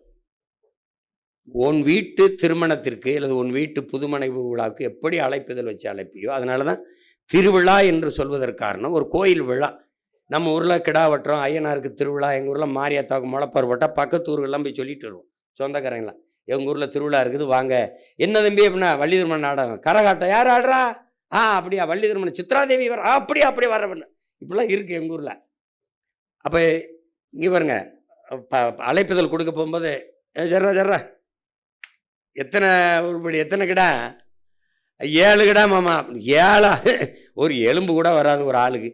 என்னடா 7 கிடாய் வெட்டிட்டு இதுக்கு எவ்வளோ தூரம் வந்து பத்திரிக்கை கொடுக்கணும்? 7 கிடாய்டா, வர்றவனுக்கு ஒரு எலும்பு கூட கிடக்காதான். இதில் கிடா கிடையாது, ஆனால் நீங்கள் வந்தாகணும். வரணும்னா இப்போ நான் கிடையாது, எங்கள் அம்மா வரணும், என் குடும்பமே வரணும், என் தம்பி வரணும், என் மாமா மச்சினை, என் சொந்த ஊரோ. அப்போ அவனவன் தாய் கிராமத்தில் போய் பேசணும். சும்மா வாங்க திருச்சியில் ஒரு இது திருவிழா மாதிரி இருக்கும் வாங்க அப்படின்னு கூட்டிகிட்டு வரணும். ஒரு சுற்றுலா மாதிரி அழைச்சிட்டு வரணும். திரண்டு காட்ட வேண்டியது இருக்குது. ஏன்னா அடிபட்ட புலியும் அடிமைப்பட்ட இனமும் எழுச்சி வரும்போது எவனும் எதிர் நிற்க முடியாதுங்கிறாரு ஐயா இறையன்பு. நாம் அடிபட்ட புலி, அடிமைப்பட்ட இனம், எழுச்சி விட்டு காட்டணும். ஏன்னா நீங்கள் நல்லா வந்தீங்கன்னா இந்த ஒரு என்ன சொல்கிறது, ஒரு தன்மானமிக்க தமிழினம் மொத்தமும் மாண்டு போகவில்லை, மொத்தமும் வீழ்ந்து போகவில்லை என்பதை காட்டுவதற்கான ஒரு வரலாற்று வாய்ப்பாக இந்த மாநாட்டை என் உடன் பிறந்தார்கள் பயன்படுத்தி கொள்ளணும். ஒன்று, எல்லாரும் வந்துடணும். அது இன்னையிலிருந்தே போய் நீங்கள் இப்படி அலைபேசி வச்சு அலைங்க, ஒவ்வொருத்தரும் அழைச்சி உங்கள் தொடர்பில் இருக்க 10 பேருக்கு கடத்துங்க, செய்தியை கடத்தி வந்துடுங்க. அது ரொம்ப முக்கியம். மாநாடு ரொம்ப முக்கியம். அதுக்கப்புறம் வேட்பாளர்கள் யாரை கொடுத்தாலும் ஈடுபாட்டோடு வேலை செய்து வெல்ல வேண்டும் என்ற உறுதியை ஏற்றுக்கொள்ளுங்கள். அது அடுத்தது. அதுக்கப்புறம் என்ன செய்தி இருக்குது, வேற என்ன செய்தி? பியர் அது போட்டுருவீங்க, பியர்ல போட்டுருவீங்க, மாநாட்டுக்கு வந்துடுவீங்க. இப்போ இந்த வேட்பாளரை அறிவித்து பிப்ரவரி 21 அறிவிச்சிட்ட பிறகு நீங்கள் களத்துக்கு அந்தந்த வேட்பாளர்களை அழைத்து கொண்டு ஈடுபாட்டோடு போய் வேலை செய்யணும். வேலை செய்யும்போது நம்ம பிள்ளைகள் புத்தகங்கள், மரக்கண்டுகள், பூச்செடிகளை கொடுத்து, மூலிகை செடிகளை கொடுத்து வாக்கு சேகரிக்கிற முறையை தங்கச்சி ஜெனிஃபர், தம்பி இதெல்லாம் செய்கிறாங்க, திருமுருகன்லாம். மரக்கண்டுகள் வாங்க காசு இல்லை அப்படின்னா அதை கொடையாக பெறுங்கள். யாருமே வந்து மறுக்க மாட்டாங்க. அண்ணா எனக்கு ஒரு 10 ரோஜா செடி, கொஞ்சம் துளசி செடி ஒரு 10 வாங்கி கொடுங்கண்ணா, ஆனால் ஒரு புத்தகம் ஏதாவது கொஞ்சம் பரிசாக கொடுங்கண்ணா அப்படிங்கன்னா அவங்கவுங்க வீடுகளில் இருக்கிற பழைய புத்தகங்களை கொடுப்பாங்க. அந்த புத்தகங்களில் நானே கைப்பட எழுதுனது இருக்குது. ஒவ்வொரு புத்தகமும் ஒரு விதைநெல், அடுத்த தலைமுறைக்காக சேமிப்போம், சுவாசிப்பது போல வாசிப்பது இருக்கட்டும், அறிவை தேடி ஓடுங்கள், நாளைய தலைமுறை, நாளைய வரலாறு உங்கள் நிழலை தேடி ஓடி, இப்படி எழுதுனது இருக்குது என் கைப்பட. அதை இப்போ மரக்கண்டுனா மரத்தின் அருமை. இப்போ ரோஜா செடினா உங்களுக்கு சொல்லியிருக்கேன், ரோஜா செடியை கொடுக்குறீங்க, அம்மா இதை தண்ணி ஊற்றுங்கம்மா, இது பூ பூத்தோன்னு ஒரு வாசம் வருமில்லம்மா, அது வாசம் இல்லைம்மா, உங்கள் பிள்ளைங்க நாங்கள் உங்கள் மேலே வச்சுருக்க பாசம்மா, ஒரே ஒரு வாக்குமான். நீங்கள் ஒரு ரோஜா செடியை ஒரு மரக்கண்டை வாங்கிட்டான்னா அவங்க வீட்டில் இருந்து 5 ஓட்டு இருந்தாலும் 1 ஓட்டு நமக்கு உறுதியாக இருக்குங்கிறது உறுதியாயிரும். ஏன்னா அந்த மரச்செடியை மரக்கண்டை போட மாட்டான், பூச்செடியை போட மாட்டான், புத்தகத்தை தூக்கி வீச மாட்டான். அந்த புத்தகத்தை பார்க்கும்போது அந்த ரோஜா செடியை, இந்த துளசி செடியை அல்லது செம்பருத்தி செடியை அல்லது ஒரு கற்பூரவள்ளியை, எதையோ ஒரு செடியை அல்லது ஒரு மரக்கண்டை, சிற்றூர்கள்லாம் மரக்கண்டை கொண்டு வயலில் நட்டுருவான். அப்படி பண்ணும்போது அந்த செடிக்கு தண்ணி ஊற்றும் போது நம் வேட்பாளர் முகம் வரும். ஏன்னா நீங்கள் செடியில் சின்னத்தையும் வேட்பாளர் படத்தையும் ஒட்டிடுவேன். அப்போ ஒருத்தனாவது என்ன பண்ணுவான்னா அந்த பிள்ளைகளுக்கு ஒரு ஓட்டை போட்டுருவோம்னு நினச்சிருவான். அப்போ 300 வீடு இருக்குது, 300 வீட்டில் ஒவ்வொரு ஓட்டு இருந்தாலும் 300 ஓட்டு வந்துடுது, நீ முந்திடுற, அந்த வாக்ககத்தில் நீ முந்திடுற. இதுதான் கணக்கு. நீங்கள் மாற்றுங்க, மரபை மாற்றுங்க. அண்டா கொடுத்து, மிக்சி கொடுத்து, இந்த சாப்பிட்ற இந்த டிஃபன் கேரியர் கொடுத்து, வாக்கு காசு கொடுத்து கேட்குற இடத்தில் மூக்குத்தி, தோடு, தொங்கட்டான், கொலுசு கொடுக்குற இடத்துல புத்தகம் கொடுக்குது நாம் தமிழர் கட்சி, மரக்கண்டுகள் கொடுக்குது, செடிகளை, மூலிகை செடிகளை கொடுக்குது, பூச்செடிகளை கொடுத்து வாக்கு கேட்குதுங்க. மரபை மாற்று, நீ எழுதி வச்சுக்க. அடுத்தடுத்த தேர்தலில் எல்லா பயிலும் பூச்செடி கொடுப்பான், எல்லா பயிலும் மரக்கண்டு கொடுப்பான். மரபை மாற்று, அவ்வளோதான். அவன் செய்கிறத நீ செய்யாது. என்ன இந்த வாட்டி நீ நம்ம பேசிக்கிட்டு இருக்கும்போது நீ பார்த்தீங்கன்னா நம்ம ஒன்றும் பேச வேண்டியதில்லை, படம் போட்டு போட்டு காட்டிடுவேன் நான். அதுக்கு வேலை நடந்துக்கிட்டு இருக்கு. அமெரிக்காவில் என்ன நடக்குது இங்கே பாரு, இப்ராஹிம் ட்ரோரை எப்படி ஆட்சி நடத்துகிறான், நம்ம சொல்கிறத அங்கே பண்ணிகிட்டு இருக்கான், இந்த பாரு அது மாதிரி நம்ம பண்ணுறோம். அப்படி நீ பார்க்கும்போது என்ன, நீ என்னோட பொருந்திடுவேன். ஆமாடா இவன் சொல்கிறது சரிதான்டான்டுவேன். அதனால் அந்த வேலையெல்லாம் உங்களுக்கு இல்லை, நீங்கள் அதை பற்றி கவலைப்பட வேண்டியது இல்லை. ரெண்டாவது வேறு எது செய்தி இருக்கா முக்கியம் பாக்கியத்துக்கிட்ட? மாற்று வேட்பாளர் தேர்வு பண்ணியிருக்கு. ஒன்று நீங்கள் கவனிச்சுக்கணும், ஒரு தங்கைக்கு இடம் ஒரு இஸ்லாமிய தங்கைக்கு நான் கொடுத்துருந்தேன்னா அதே இஸ்லாமிய தங்கை தான் மாற்று வேட்பாளராக போடணும். பெண்ணுக்கு மாற்று பெண்ணு தான். இப்போ ஒரு சமூகத்துக்கு இங்கே இப்போ வன்னியரில் ஒரு தங்கச்சி கொடுத்துருக்கேன்னா வன்னியரில் தான் மாற்று வேட்பாளர் எடுக்கணும். அப்போ எந்த சமூக பிரதிநிதித்துக்காக நான் கொடுக்குறேனோ மாற்று வேட்பாளர் அதை தவற விட்டினா, ஒருவேளை இந்த கட்டுத்தொகை இதாகிடுச்சுன்னா இங்கே தவறிடும், அப்போ அந்த பிரதிநிதித்துவம் போயிடும். கட்டுத்தொகை போடும்போது மிகுந்த கவனமாக நீங்கள் போடணும். அது வழக்கறிஞர் நம்மளுடைய சட்டப்பாசறை செய்தாலும் கூட நீங்களும் பொறுப்புணர்வோடு போடணும். 1க்கு 3 மனுக்களை போட நீங்கள் தயாராகிக்கணும். 1க்கு 3 போடுறதுக்கு தயாராகிக்கணும். நீங்கள் 10 பேர் இருந்தாலும் ஒற்றுமையாக இருந்து வேலை செஞ்சிட்டிங்கன்னா நம்ம வெற்றியை எவனாலும் குலைக்க முடியாது. ஏன்னா நீங்கள் வேணால் இன்றைக்கி வேணால் நெட்ஃப்ளிக்ஸில் இருக்குது ஸ்பார்டன்ஸு, அந்த படம் 300 வீரர் தான், 300 பருத்தி வீரர். அது வேற யாரும் இல்லை, நாம் தமிழர் கட்சி தான். ஸ்பாட்டன் முன்னாடி இருக்கானா அவன் சீமான் தான். அதுக்கு முன்னாடி நிற்கிறது யாரு? நம்ம தலைவன் தான். 2,80,000 பேரை 25,000 பேரை வச்சு ஒருத்தன் சண்டை செஞ்சு கலங்கடிச்சிருக்கான் அப்படின்னா இவன் ஸ்பாட்டன்ஸ் வீரன் இல்லாமல் என்ன நினைக்கிறீங்க? எப்படி நினைச்சு பாருங்க, என்ன வருத்தம் வந்திருக்காப்ல. அவரே சொல்லிடுறாரு, ஒரு படையின் வெற்றி என்பது ஆயுத வலிமையிலேயோ படையின் வலிமையிலேயோ அதில் இல்லை, ஆள் வலிமையிலேயோ இல்லை, வீரர்களின் உடல் உறுதியிலையும் உள்ள உறுதியிலையும் உடல் வலிமையிலும் தான்றாப்ல. அதனால நீங்க என் படையில என் முன்னாடி எத்தனை பேர் இருக்கிறீங்கன்னு முக்கியம் இல்லை, எவ்வளவு பேர் ஈடுபாட்டோடு இருக்கிறீர்கள், எவ்வளவு பேர் லட்சிய உறுதியோடு இருக்கிறீர்கள்ங்கிறது தான் முக்கியம். அதனால அப்படி நின்று நீங்க வேலை செய்யுங்க போதும். மக்கள் நம்மளோடு இருப்பாங்க, ஒன்றும் குழப்பிக்காதீங்க. பணம் இருந்தால் தான் அரசியல் செய்ய முடியுங்கிற எண்ணத்தை ஒழிங்க. பணம் இருந்தால் அரசியல் செய்ய முடியும்னா அது முதலாளிகளுக்கான அதிகாரம், உழைக்கும் மக்களுக்கான அதிகாரம் இல்லை. அந்த அதிகாரத்தை நிறுவ நம்ம வரலை. உங்களுக்கு விளங்குது? பணம் இருந்தால் தானே அரசியல் செய்ய முடியும்னா மக்களுக்கு சேவை செய்ய பணம் எதுக்குங்கிற கேள்விக்கு உங்கள்கிட்ட யார்ட்டாவது பதில் இருக்கா? எதுக்கு பணம்? அவன் தான் எல்லாம் கொடுத்துட்றானே. மின்சாரத்துக்கு வரி கட்டிடுறான், சாலைக்கு வரி கட்டிடுறான், கல்விக்கு வரி கட்டிடுறான், குடிநீருக்கு வரி கட்டிடுறான். அதனால அது பணம் இருந்து நீங்கள் பணம் கொடுத்தா அங்கீகரிக்கப்பட்ட என்ன சொல்கிறது, இசைவு பெற்ற கட்சி. எங்கள் மாமா அவர் கோச்சுப்பான். இசைவு பெற்ற கட்சி தானே மாமா, முழு இசைவு பெற்ற கட்சியாக வந்திருக்குது. அப்போ முழு இசைவு பெற்ற கட்சியாக நீங்கள் காசு கொடுத்தா வந்தீங்க? இப்போ என்னமோ அவன் தம்பி சொல்லிக்கிட்டு இருக்கான், இப்போவே இதுக்கே தன்னாருன்னா தேர்தலுக்கு நிதிக்கு எப்படின்னு. அது ஓ வேலை இல்லை. பிச்சை எடுத்தாவது நீ எல்லாம் என்ன போன தடவைலாம் காசு, கட்சியே பிச்சைக்கார கட்சி, காசு கிடையாது. அது இந்த காசு இல்லாமல் செய்கிறதுனால தான் நம்மகிட்ட உறுதியும் போர்க்குணமும் இருக்கு. அதனால எப்பாடுபட்டாவது உங்களுக்கு தேர்தல் செலவுக்கு வர வேண்டிய செலவுக்கு பணம் வரும். அது எந்த உழைக்கும் நம்ம மாதிரியே உணர்வுள்ள தமிழ் மக்கள் நாடங்கள் உலகங்கள் இருக்கான். அவன் 50, 1000, 100ன்னு சேர்த்தாவது கொடுத்து கொண்டு வந்து நிறுத்திடுவான். நீங்கள் ஒன்றும் கவலைப்படாதீங்க. அதுக்கு தானே உங்கள் அண்ணன் இருக்கேன். அந்த சுமை உங்களோடது இல்லை, அது என்னோடது. ஆனால் நீங்கள் எனக்கு செய்ய வேண்டியது, நீங்கள் இந்த மண்ணுக்கும் மக்களுக்கும் உண்மையாக இருங்க. நான் உங்கள் ஒவ்வொருத்தருக்கும் உயிராக இருப்பேன். அதை மட்டும் கவனிச்சுக்கணும். சும்மா தேவையில்லாமல் சேட்டை பண்ணிட்டு அலையக்கூடாது. நான் பெரியவன் என்று எண்ணுவதை நிறுத்து. உன்னிலும் பெரிது உன் இனம், உன் மொழி, உன் இனம், உன் வரலாறு, உன் இலக்கியம், உன்னுடைய வழிவ எல்லாவற்றிலும் நீ அதோட ஒப்பிடும்போது ஒன்றும் கிடையாது. அதுதான் பெரிது. என்னிலும் பெரிது என் கனவு, என் இலக்கு. ஏனென்றால் நம்மை கால்கள் வழிநடத்தவில்லை, நம் முன்னவர்கள், நம் தலைவன் தூக்கி சுமந்து வந்த கனவு நம்மளை வழிநடத்துகிறது. அதை நிறைவேற்ற வேண்டுமென்றால் உங்களுடைய ஒற்றுமை, ஒருங்கிணைந்த செயல்பாடு அவசியப்படுது. அதை நீங்கள் செய்யணும். அதுக்கப்புறம் ஆமாம், எங்கள் தேசம், அதை விட்டேன். எங்கள் தேசம்ங்கிற ஒரு வலையொலி தொலைக்காட்சி, அது 14ஆம் தேதி தொடங்குறதா இருக்குது. எப்படியும் கொண்டு வந்துடுவோம்னு நினைக்கிறேன். கொஞ்சம் அது எப்படின்னா, நம்ம இந்த தொலைக்காட்சி இருக்குது பாருங்கள், அதே மாதிரி வலையொலியிலே வருது.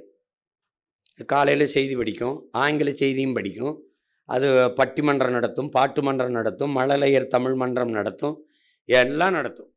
திரைப்படத்தை கூட விமர்சிக்கும். இதுவும் படம் எடுக்கும். படம் எடுத்து சின்ன சின்ன படங்களாக எடுத்து போடும், குறுந்தொடர் எடுக்கும், எல்லாம் எடுக்கும்.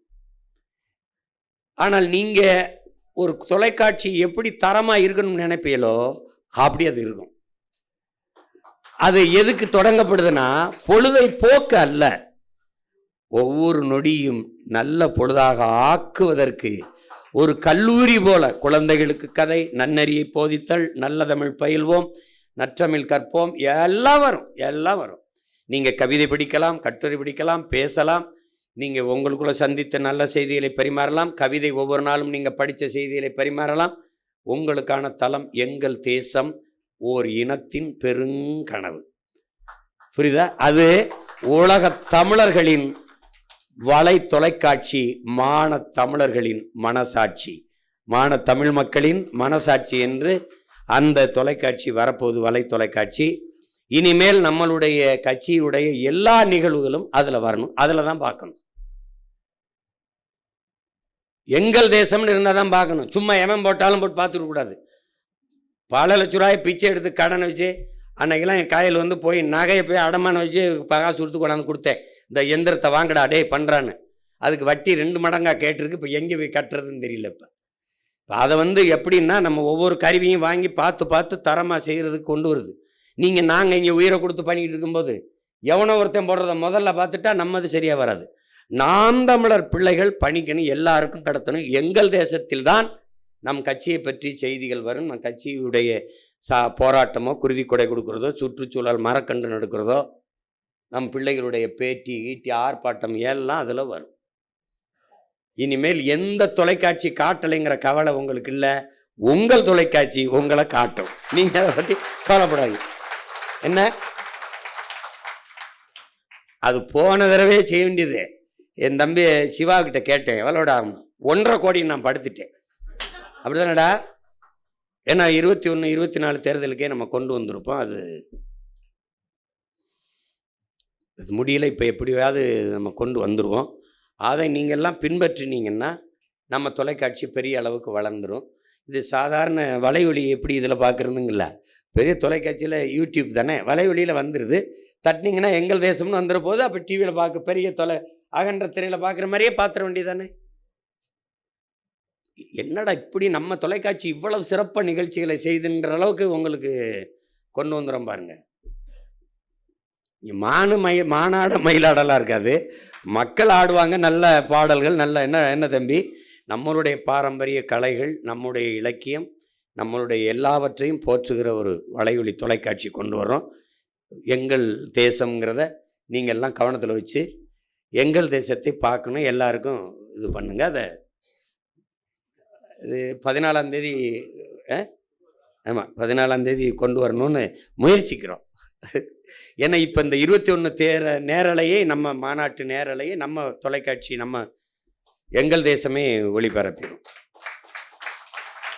அதிலே நீங்கள் பார்த்துடலாம், உங்களுக்கு வந்துருச்சு. வேறு எல்லாருமே நிறைய எல்லா கருத்துக்களையும் சொல்லிட்டீங்க. நீங்கள்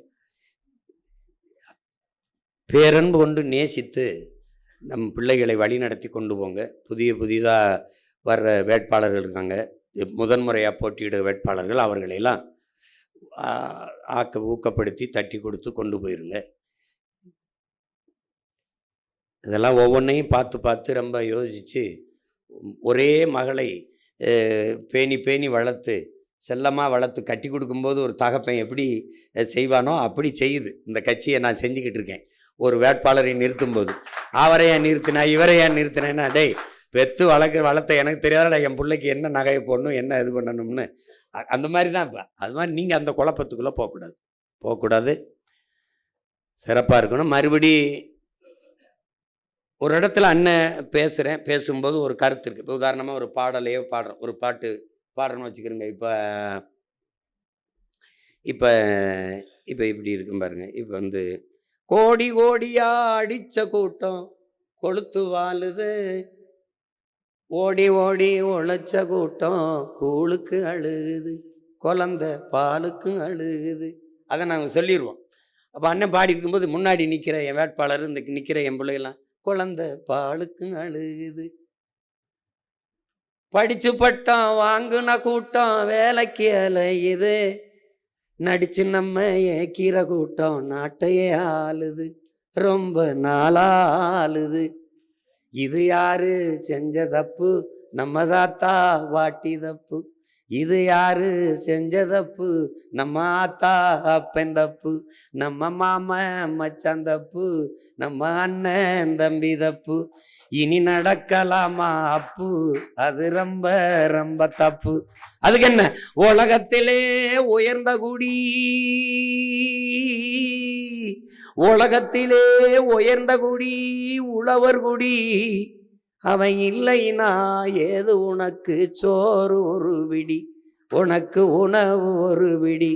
அதனால என்ன சொல்றா, செயலையும் மாத்து, விவசாயி சின்னத்துக்கு போடுங்க ஓட்ட, கொஞ்சம் மாத்துங்க நாட்ட, அப்புறம் பாருங்க நாட்ட அப்படின்னு சொல்றோம்ல. அப்ப நீங்க பின்னாடி சேர்ந்துக்கிறேன். என் பிள்ளைங்கள என்ன பாட்டை வெளியிட்டுருவான், போடுங்க ஓட்ட அப்புறம் பாருங்க நாட்ட. பெற்றோரே பெரியோரே உற்றாரே உறவினரே, உங்க பிள்ளைங்க நாங்க சொல்லுறத கேளுங்க, அதுல உண்மையது நன்மையது பாருங்க, எண்ணி பாருங்க. நாம சாதி பார்த்து போட்ட ஓட்டு எதையும் சாதிக்கல, அப்படி மதம் பார்த்து போட்ட ஓட்டு எதையும் மாத்தல. அதனால நல்ல மனுஷன் பார்த்து கொஞ்சம் மனசை மாத்தி நல்ல மனுஷன் பார்த்து போடுங்க ஓட்ட, அப்புறம் பாருங்க நாட்ட. இத்தோட நிப்பாட்டுற என் பாட்ட.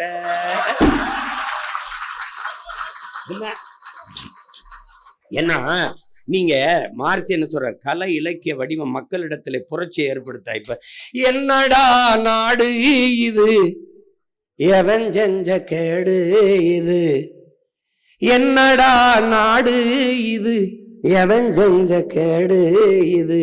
இது உண்மையான பாட்டு. எது அப்படின்னா, அப்பா இளையராஜா, என்னடா காதல் இது, எவன் செஞ்ச மோசம் இது, கண்ணெடுத்து பார்க்க ஒரு கண்ணி இல்லையே, காலங்காலமா எனக்கு காதல் வல்லையே நண்பா அப்படிங்கிறது பாட்டு. அத என்னடா நாடு இது, எவன் செஞ்ச கேடு இது, நல்ல தமிழ் பேச ஒரு நாக்கு இல்லையே, காலங்காலமா நமக்கு ரொம்ப தொல்லையே தமிழா, என்னடா நாடு இது, எவன் செஞ்ச கேடு இது, நல்ல தமிழ் பேச ஒரு நாக்கு இல்லையே. அப்படி நிறுத்தி, நாம் தமிழர் கட்சி அரசமைக்கும் போது எல்லா நாக்கும் நல்ல தமிழ் பேசும் அப்படின்னு என்ன என்ன தம்பி, அப்படி ரெண்டு பிட்டுகள், ரெண்டு பிட்டு அப்படி போடணும். போட்டாதான் எடுத்து பண்ணுவான். ஆமா, அப்படி ரெண்டு துளி பேசிக்கிட்டே இருந்தா என்னடா அப்படியே பேசிக்கிட்டா இருக்காமலாம் அப்படின்னு வருவாங்க. ஊழல் லஞ்சத்துல ஊறி தாங்கடக்குறான், அட உண்மை நேர்மை என்னன்னு கேட்கிறான். அவன் ஊழல் லஞ்சத்துல ஊறி தாங்கடக்குறான், உண்மை நேர்மையினா என்னன்னு கேட்கிறான். ஓட்டுக்கு காசை வாரி இறக்கிறான், உழைக்கி மக்களைத்தான் வயிற்றில் அடிக்கிறான். என்னம்மா தேவி சக்கம்மா, நாடு நாசமா போகுதே நியாயம்மா, கண்ணை திறந்த வாரம்மா எங்க கவலைய கொஞ்சம் நீந்தீரம்மா. என்னம்மா தேவி சக்கம்மா, உலகந்தலகீழா தொங்குத நியாயம்மா. அது ஒரு பெரிய இது பாருங்க, 1 மணி நேரம் இந்த பாட்டே பாடிக்கிட்டு இருக்கலாம். அப்படி எழுதி தயார் பண்ணி வச்சிருக்கோம். என்ன தம்பி, அதுல சந்தான பூமி கந்தகமாச்சு, காத்துக்கு இப்போ திணறுது மூச்சு, மழையில்ல மரமில்லா ஊருல மலை எங்க பெய்யுது, ஏரி கோலம் எல்லாம் குடியிருப்பாகுது, வேளாண்மை செய்யின்னா வேணான்னு சொல்லுறான், வெளிநாடு போயித்தான் ஒட்டகம் மேய்க்கிறான். என்னம்மா தேவி சக்கம்மா, உலகந்தலகீழா நாடு நாசமா போகுதே நியாயம்மா. அப்படி அதுல கடைசியா ஒரு இது போடுவாப்ல, எப்படின்னா இந்த 10 லட்சம் கோடி கடனுல நாடு, இதுல இலவசம் வேற பெருவக்க கேடு, பார்க்க சகிக்கல சனம்படும்பாடு, பார்க்க சகிக்கல சனம்படும்பாடு, இத வளர்ச்சின்னு வாய்கிளிய போடுறான் போடு. என்னம்மா தேவை சக்கம்மா, அப்ப சக்கம்மானே போட்டு ஒரு இடத்துல டக்குன்னு வேற ஒண்ணு போடுறான். எந்தாய வீரம்மா காலி, எந்தாய வீரம்மா காலி, இவங்கள பண்ணனுமே நீ கூண்டோட காலி. என்னம்மா தேவி சக்கம்மா, என்னம்மா தேவி கூண்டோட காலின்னா கடைசி அவ வர்றா, சக்கம்மா வாக்கு சத்திய வாக்கு, ஓ சக்கம்மா வாக்கு சத்திய வாக்கு, ஓ சக்கம்மா வாக்கு சத்திய வாக்கு, வாக்க விவசாய சின்னத்துக்குன்னு ஆக்கு, விவசாய சின்னத்துக்கு வாக்குன்னு ஆக்கு, ஓ சக்கம்மா வாக்கு சத்திய வாக்கு, விவசாய சின்னத்துக்கு வாக்குன்னு ஆக்கு. ஓட்டை யோசிச்சு பார்த்துதான் போடு, ஓட்டை யோசிச்சு பார்த்துதான் போடு, அப்ப சொர்க்கமா மாறுமே நாடு, ஓட்டை யோசிச்சு பார்த்துதான் போடு, அப்புறம் சொர்க்கமா மாறுமே நாடு. என்னம்மா தேவி சக்கம்மா அப்படின்னு நிறுத்திடுவான். என்னம்மா தேவி சக்கம்மாலாம் ஏன் அதெல்லாம் நீங்க பாடணும், கூடி நின்னுகிட்டு. என்னம்மா தேவி சக்கம்மா, கண்ணை திறந்த பாரம்மா எங்க கவலைய கொஞ்சம் நீ தீரம்மா. என்னம்மா தேவி சக்கம்மா, சின்ன வயசுல சிகரெட்டை பிடிக்கிறான், சித்தப்பங்கிட்டைய தீப்பட்டி கேட்கிறான், அட பசுமாடும் ஆத்தாவா அம்மான்னு சொல்லுது, பச்சை தமிழ நம்ம மம்மின்னு சொல்லுறான். என்னம்மா தேவி சக்கம்மா, உலகந்தலகீழா தொங்குது போடு திணறிடுவான். பயங்கரமா வரும். நீ நினைக்க சும்மா இரு நீ.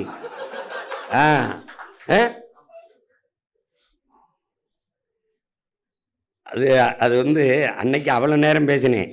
அந்த ஒத்தருவாதாரனை போட்டவொன்னே அதையே போடுறான், வெட்டி வெட்டி போடுறான். கொலுசு முக்குத்தி தாரான், அடி கொலுசு முக்குத்தி தாரான் குடிக்க குவாட்டிருந்தாராம். அது சொல்றது. கூட கொஞ்சம் வாடி நம்ம ஓட்டு போட்டு வருவோம். இப்படி குடிக்க வச்சு தானே நல்ல குடிய கெடுத்த கூட்டம். கூறுகட்ட மாமா நான் கூட வர மாட்டேன். ஏன் மிக்சி கிரைண்டர் தாரான் அரைக்க மசாலா பொடியும் தாரான். ஏன் மிக்சி கிரைண்டர் தாரான் அடி மசாலா சாமானும் தாரான். மாமா மகளை வாடி நம்ம ஓட்டு போட்டு வருவோம். ஓ மிக்சி கிரைண்டரும் வேணாம், மசாலா சாமானு வேணாம், மனங்கட்ட மாமா நான் மாற்றி போட மாட்டேன். ஏன்னா அவன் அங்கேயே அடிச்சிடுறான் அப்படி. 1000 ரூபா தாரான் அடி அரிசி பருப்பு தாரான். அத்தை மகளை வாடி நம்ம ஓட்டு போட்டு வருவோம். 1000 ரூபாயும் வேணாம், அரிசி பருப்பும் வேணாம். ஓட்ட விவசாயிக்கு போட்டா இது எல்லாம் வரும் தானா. அவன் அடிச்சிடறான்.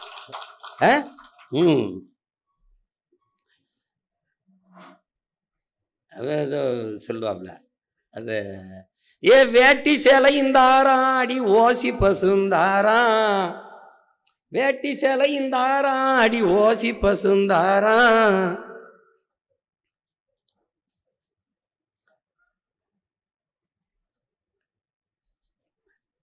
ஓசி பசுந்தாரான். ஒத்துக்கிட்டு வாடி நம்ம ஓட்டு போட்டு வருவோம். ஏ வேட்டி சேலை வேணாம், அந்த ஓசி பசு வேணாம்.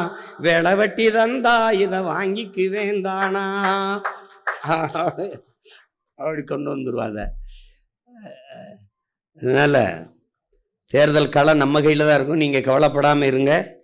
அதெல்லாம் சிறப்பாக பண்ணி விட்டுருவோம். எல்லாரும் பொறுப்பை உணர்ந்த தளபதிகள் கொஞ்சம் ஒற்றுமையாக இருந்து வெல்லணும். இது கடைசி வாய்ப்பாக இருக்குது நமக்கு. இந்த இடத்துல தடுமாறிட்டோம்னா ரொம்ப கஷ்டம்.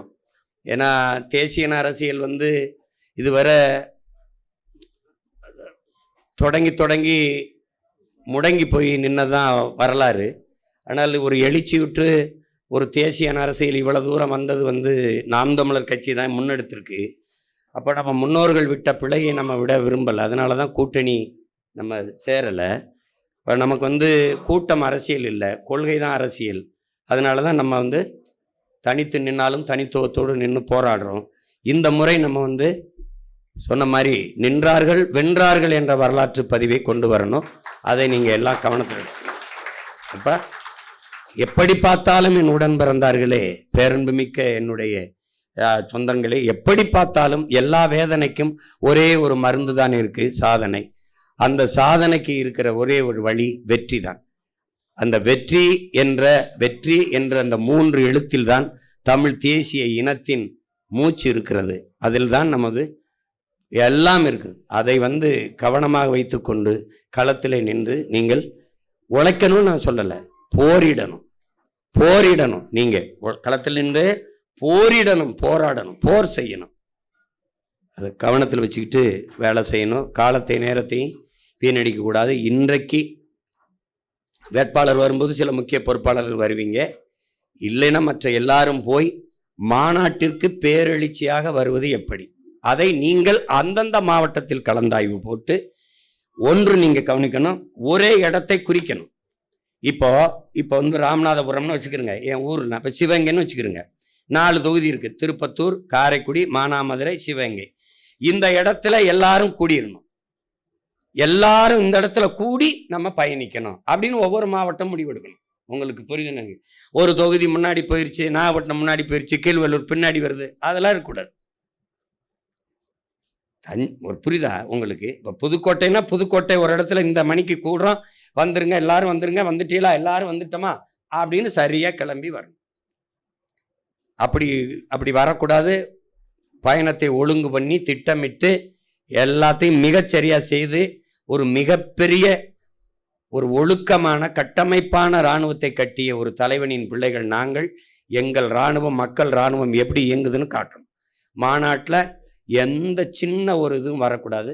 அந்த இடத்துல யாராவது ஒருத்தன் தேவையில்லாத குரல் எழுப்புனா கூட மொத்தமாக எந்திரிச்சு பார்க்கறது, அது பண்ணுறது, அது செய்யக்கூடாது. அதுதான் அநாகரிகமாயிரும். ஒருத்தன் சத்தம் போட்டால் யாராவது வேணும்னே கூட வேற ஒருத்தன் தனி கிணி போட்டு சத்தனா கூட திரும்பக்கூடாது. டப்புன்னு அவரை மெதுவாக பக்கத்து இருக்க வாயை பற்றி இங்கே வாயா அப்படின்னு போயிடும். உடனே எந்திரிச்சு எல்லாரும் பார்க்கறது வந்து அதுதான் பெரிய தவறாயிருக்கு. நீங்க உடனே என்ன பண்ணிடுறீங்க, அதுக்கு பின் விளைவை காட்டி ரியாக்ட் பண்ணிடுறீங்க. அது அப்படி அப்படி யாரு என்ன அப்படி அந்த இடத்துல இருக்கவே அழகா தூக்கி கொண்டு வெளியில கொண்டு போயிடணும். அது என்ன நடந்தது ஏது நடந்தது யாருக்கும் தெரியக்கூடாது. அது கவனமாக நீங்கள் வேலை செய்யணும். இந்த மாநாடு மிகுந்த நமக்கு எதுக்குன்னா நம்மளுக்குள்ளே ஒரு நம்மளை நாமே புதுப்பிச்சுக்கிறேன், உற்சாகப்படுத்திக்கிறேன். அதுக்கப்புறம் இருக்கிற 1.5 மாதம் 2 மாத தேர்தல் களத்தை நம்ம உற்சாகமாக களத்தில் நிற்கணும், வெறி கொண்டு நிற்கணும். கவனம். நமக்கு வந்து வழியே இல்லை. கடைசி பொழுதில் நம்ம இனம் நிற்கிது. நமக்கு வெற்றி ஒன்றை தவிர நம்ம இனத்தின் பாதுகாப்பான வாழ்விற்கு வாய்ப்பு இல்லை. அதனால் இப்போ எதுவுமே இல்லை. காடு மலையெல்லாம் நீங்கள் பார்க்குறீங்க, போட்டு காட்டுறேன் பாருங்க, ஒன்றுமே கிடையாது. நமக்கு ஆறு கிடையாது, அருவி கிடையாது, ஒன்றும் கிடையாது. அப்போ நம்ம பிள்ளைகளுக்கு என்ன வச்சுட்டு போகிறோம்? அதனால் கவனமாக இருந்து வேலை செய்யுங்க. வேற ஒன்றும் என்ன சொல்கிறதுக்கு இல்லை. இனிமேல் சாதிக்கிறதுக்குத்தான், நமக்கு வெல்வதற்குத்தான் வாய்ப்பு இருக்குது. வெற்றி ஒன்றுதான் நம் இனத்தை வாழ வைக்கும். அதுக்கு ஒரே வழிதான் இருக்குது, நாம் தமிழர் கட்சி வெல்லணும். அதுக்கு கடுமையாக உழைங்க. ஏன்னா எப்படி பார்த்தாலும் வெற்றிக்கு ஒரே ஒரு வழிதான் இருக்குது, உழைப்பு, கடுமையான உழைப்பு. உழைச்சிருங்க, ஒற்றுமையாக இருந்து விளைங்க. அவங்க சொன்னது மாதிரி, அம்மா சொன்ன மாதிரி, பெண் வேட்பாளர்களை பாதுகாக்க வேண்டிய பொறுப்பும் கடமையும் உங்களுக்கு இருக்குது. தனியாக நம்ம பிள்ளைகளை விடாமல் பெண்கள்லாம் சேர்ந்து வேலை செஞ்சீங்கன்னா ஒருத்தர் பரிமாறிக்கிடுவாங்க. ஏற்கனவே வகுப்புகளை நான் எடுத்திருக்கேன். நம்ம வீட்டு பெண்கள், வீட்டுக்கு ஒரு பெண் ரோட்டுக்கு வர வேண்டும், ஓட்டுக்காக நாட்டுக்காக சொல்லியிருக்கேன். வீட்டுக்கு ஒரு பெண் வீதிக்கு வர வேண்டும். எதுக்காக? வாக்குக்காக, நாளைய தலைமுறையின் வாழ்க்கைக்காக. அப்போ அந்த அடிப்படையில் நான்னா என் மனைவி வந்து அந்த ஒரு வாரம் கடைசியா தினால் என்ன, என் அம்மாவோ என் தங்கையோ என் மனைவியோ ஒரு வார காலம் கடைசி 10 மினிட்ஸுங்க மாதிரி, கடைசி 10 டேஸ், அது கடைசி 7 நிமிடம் மாதிரி 7 நாட்கள் என் வேட்பாளரோடு இருக்கணும். காலையில் 1 மணி நேரம், மாலையில் 1 மணி நேரம். அந்தந்த தெருக்களில் நாங்கள் எங்கள் பிள்ளைகள் வாக்கேட்டு வரும்போது, என் வீட்டு பெண்கள் வரும்போது, பெண்கள் பங்கேற்க எழுச்சி வரும். அந்த பேரணியோ அந்த வாக்கு சேகரிக்கிற கூட்டமோ எழுச்சி வரும்போது வெகு மக்கள் கவனம் திரும்பும். இவ்வளவு பேர் குடும்பமாக வேலை செய்கிறாங்களே, இவங்களுக்கு ஒரு ஓட்டை போடும்னு வரும். அந்த முறையை யாரும் கையாள மாட்டாங்க. அதனால நான் திரும்ப சொல்கிறேன், ஒரு வீடு வறுமையாக இருக்குன்னா அந்த வீட்டில் ஒருத்தன் பாடுபட்டு அந்த வீட்டை வறுமையை போக்க முடியாது. வீட்டில் ஒவ்வொருத்தனும் பாடுபடணும். அப்படி அடிமை தேசியனத்தின் ஒரு நாடு அடிமைப்பு கிடக்கு. யாரோ ஒருத்தன் போராடி விடுதலை பெற வைக்க முடியாது. நாட்டில் இருக்கிற ஒவ்வொருத்தனும் போராடணும். அப்போ இது என் கடமை, என் தாயின் கடமை, என் மனைவியின் கடமை, என் மகனின் கடமை, என் உடன்பிறந்தார்கள் கடமை. அதனால நம்ம எல்லாரும் போராடி எப்படியாவது இன விடுதலை சாதிப்போம். புரட்சி எப்போதும் வெல்லும், நம் வெற்றி நாளை அதை சொல்லும். இலக்கு ஒன்றுதான், இனத்தின் விடுதலை. இனம் ஒன்றாவும், இலக்கை வென்றாவும். நாம் தமிழர் மாநாட்டில் கூடுவோம், பேரெழுச்சியா கூடுவோம், கூடி காட்டுவோம்.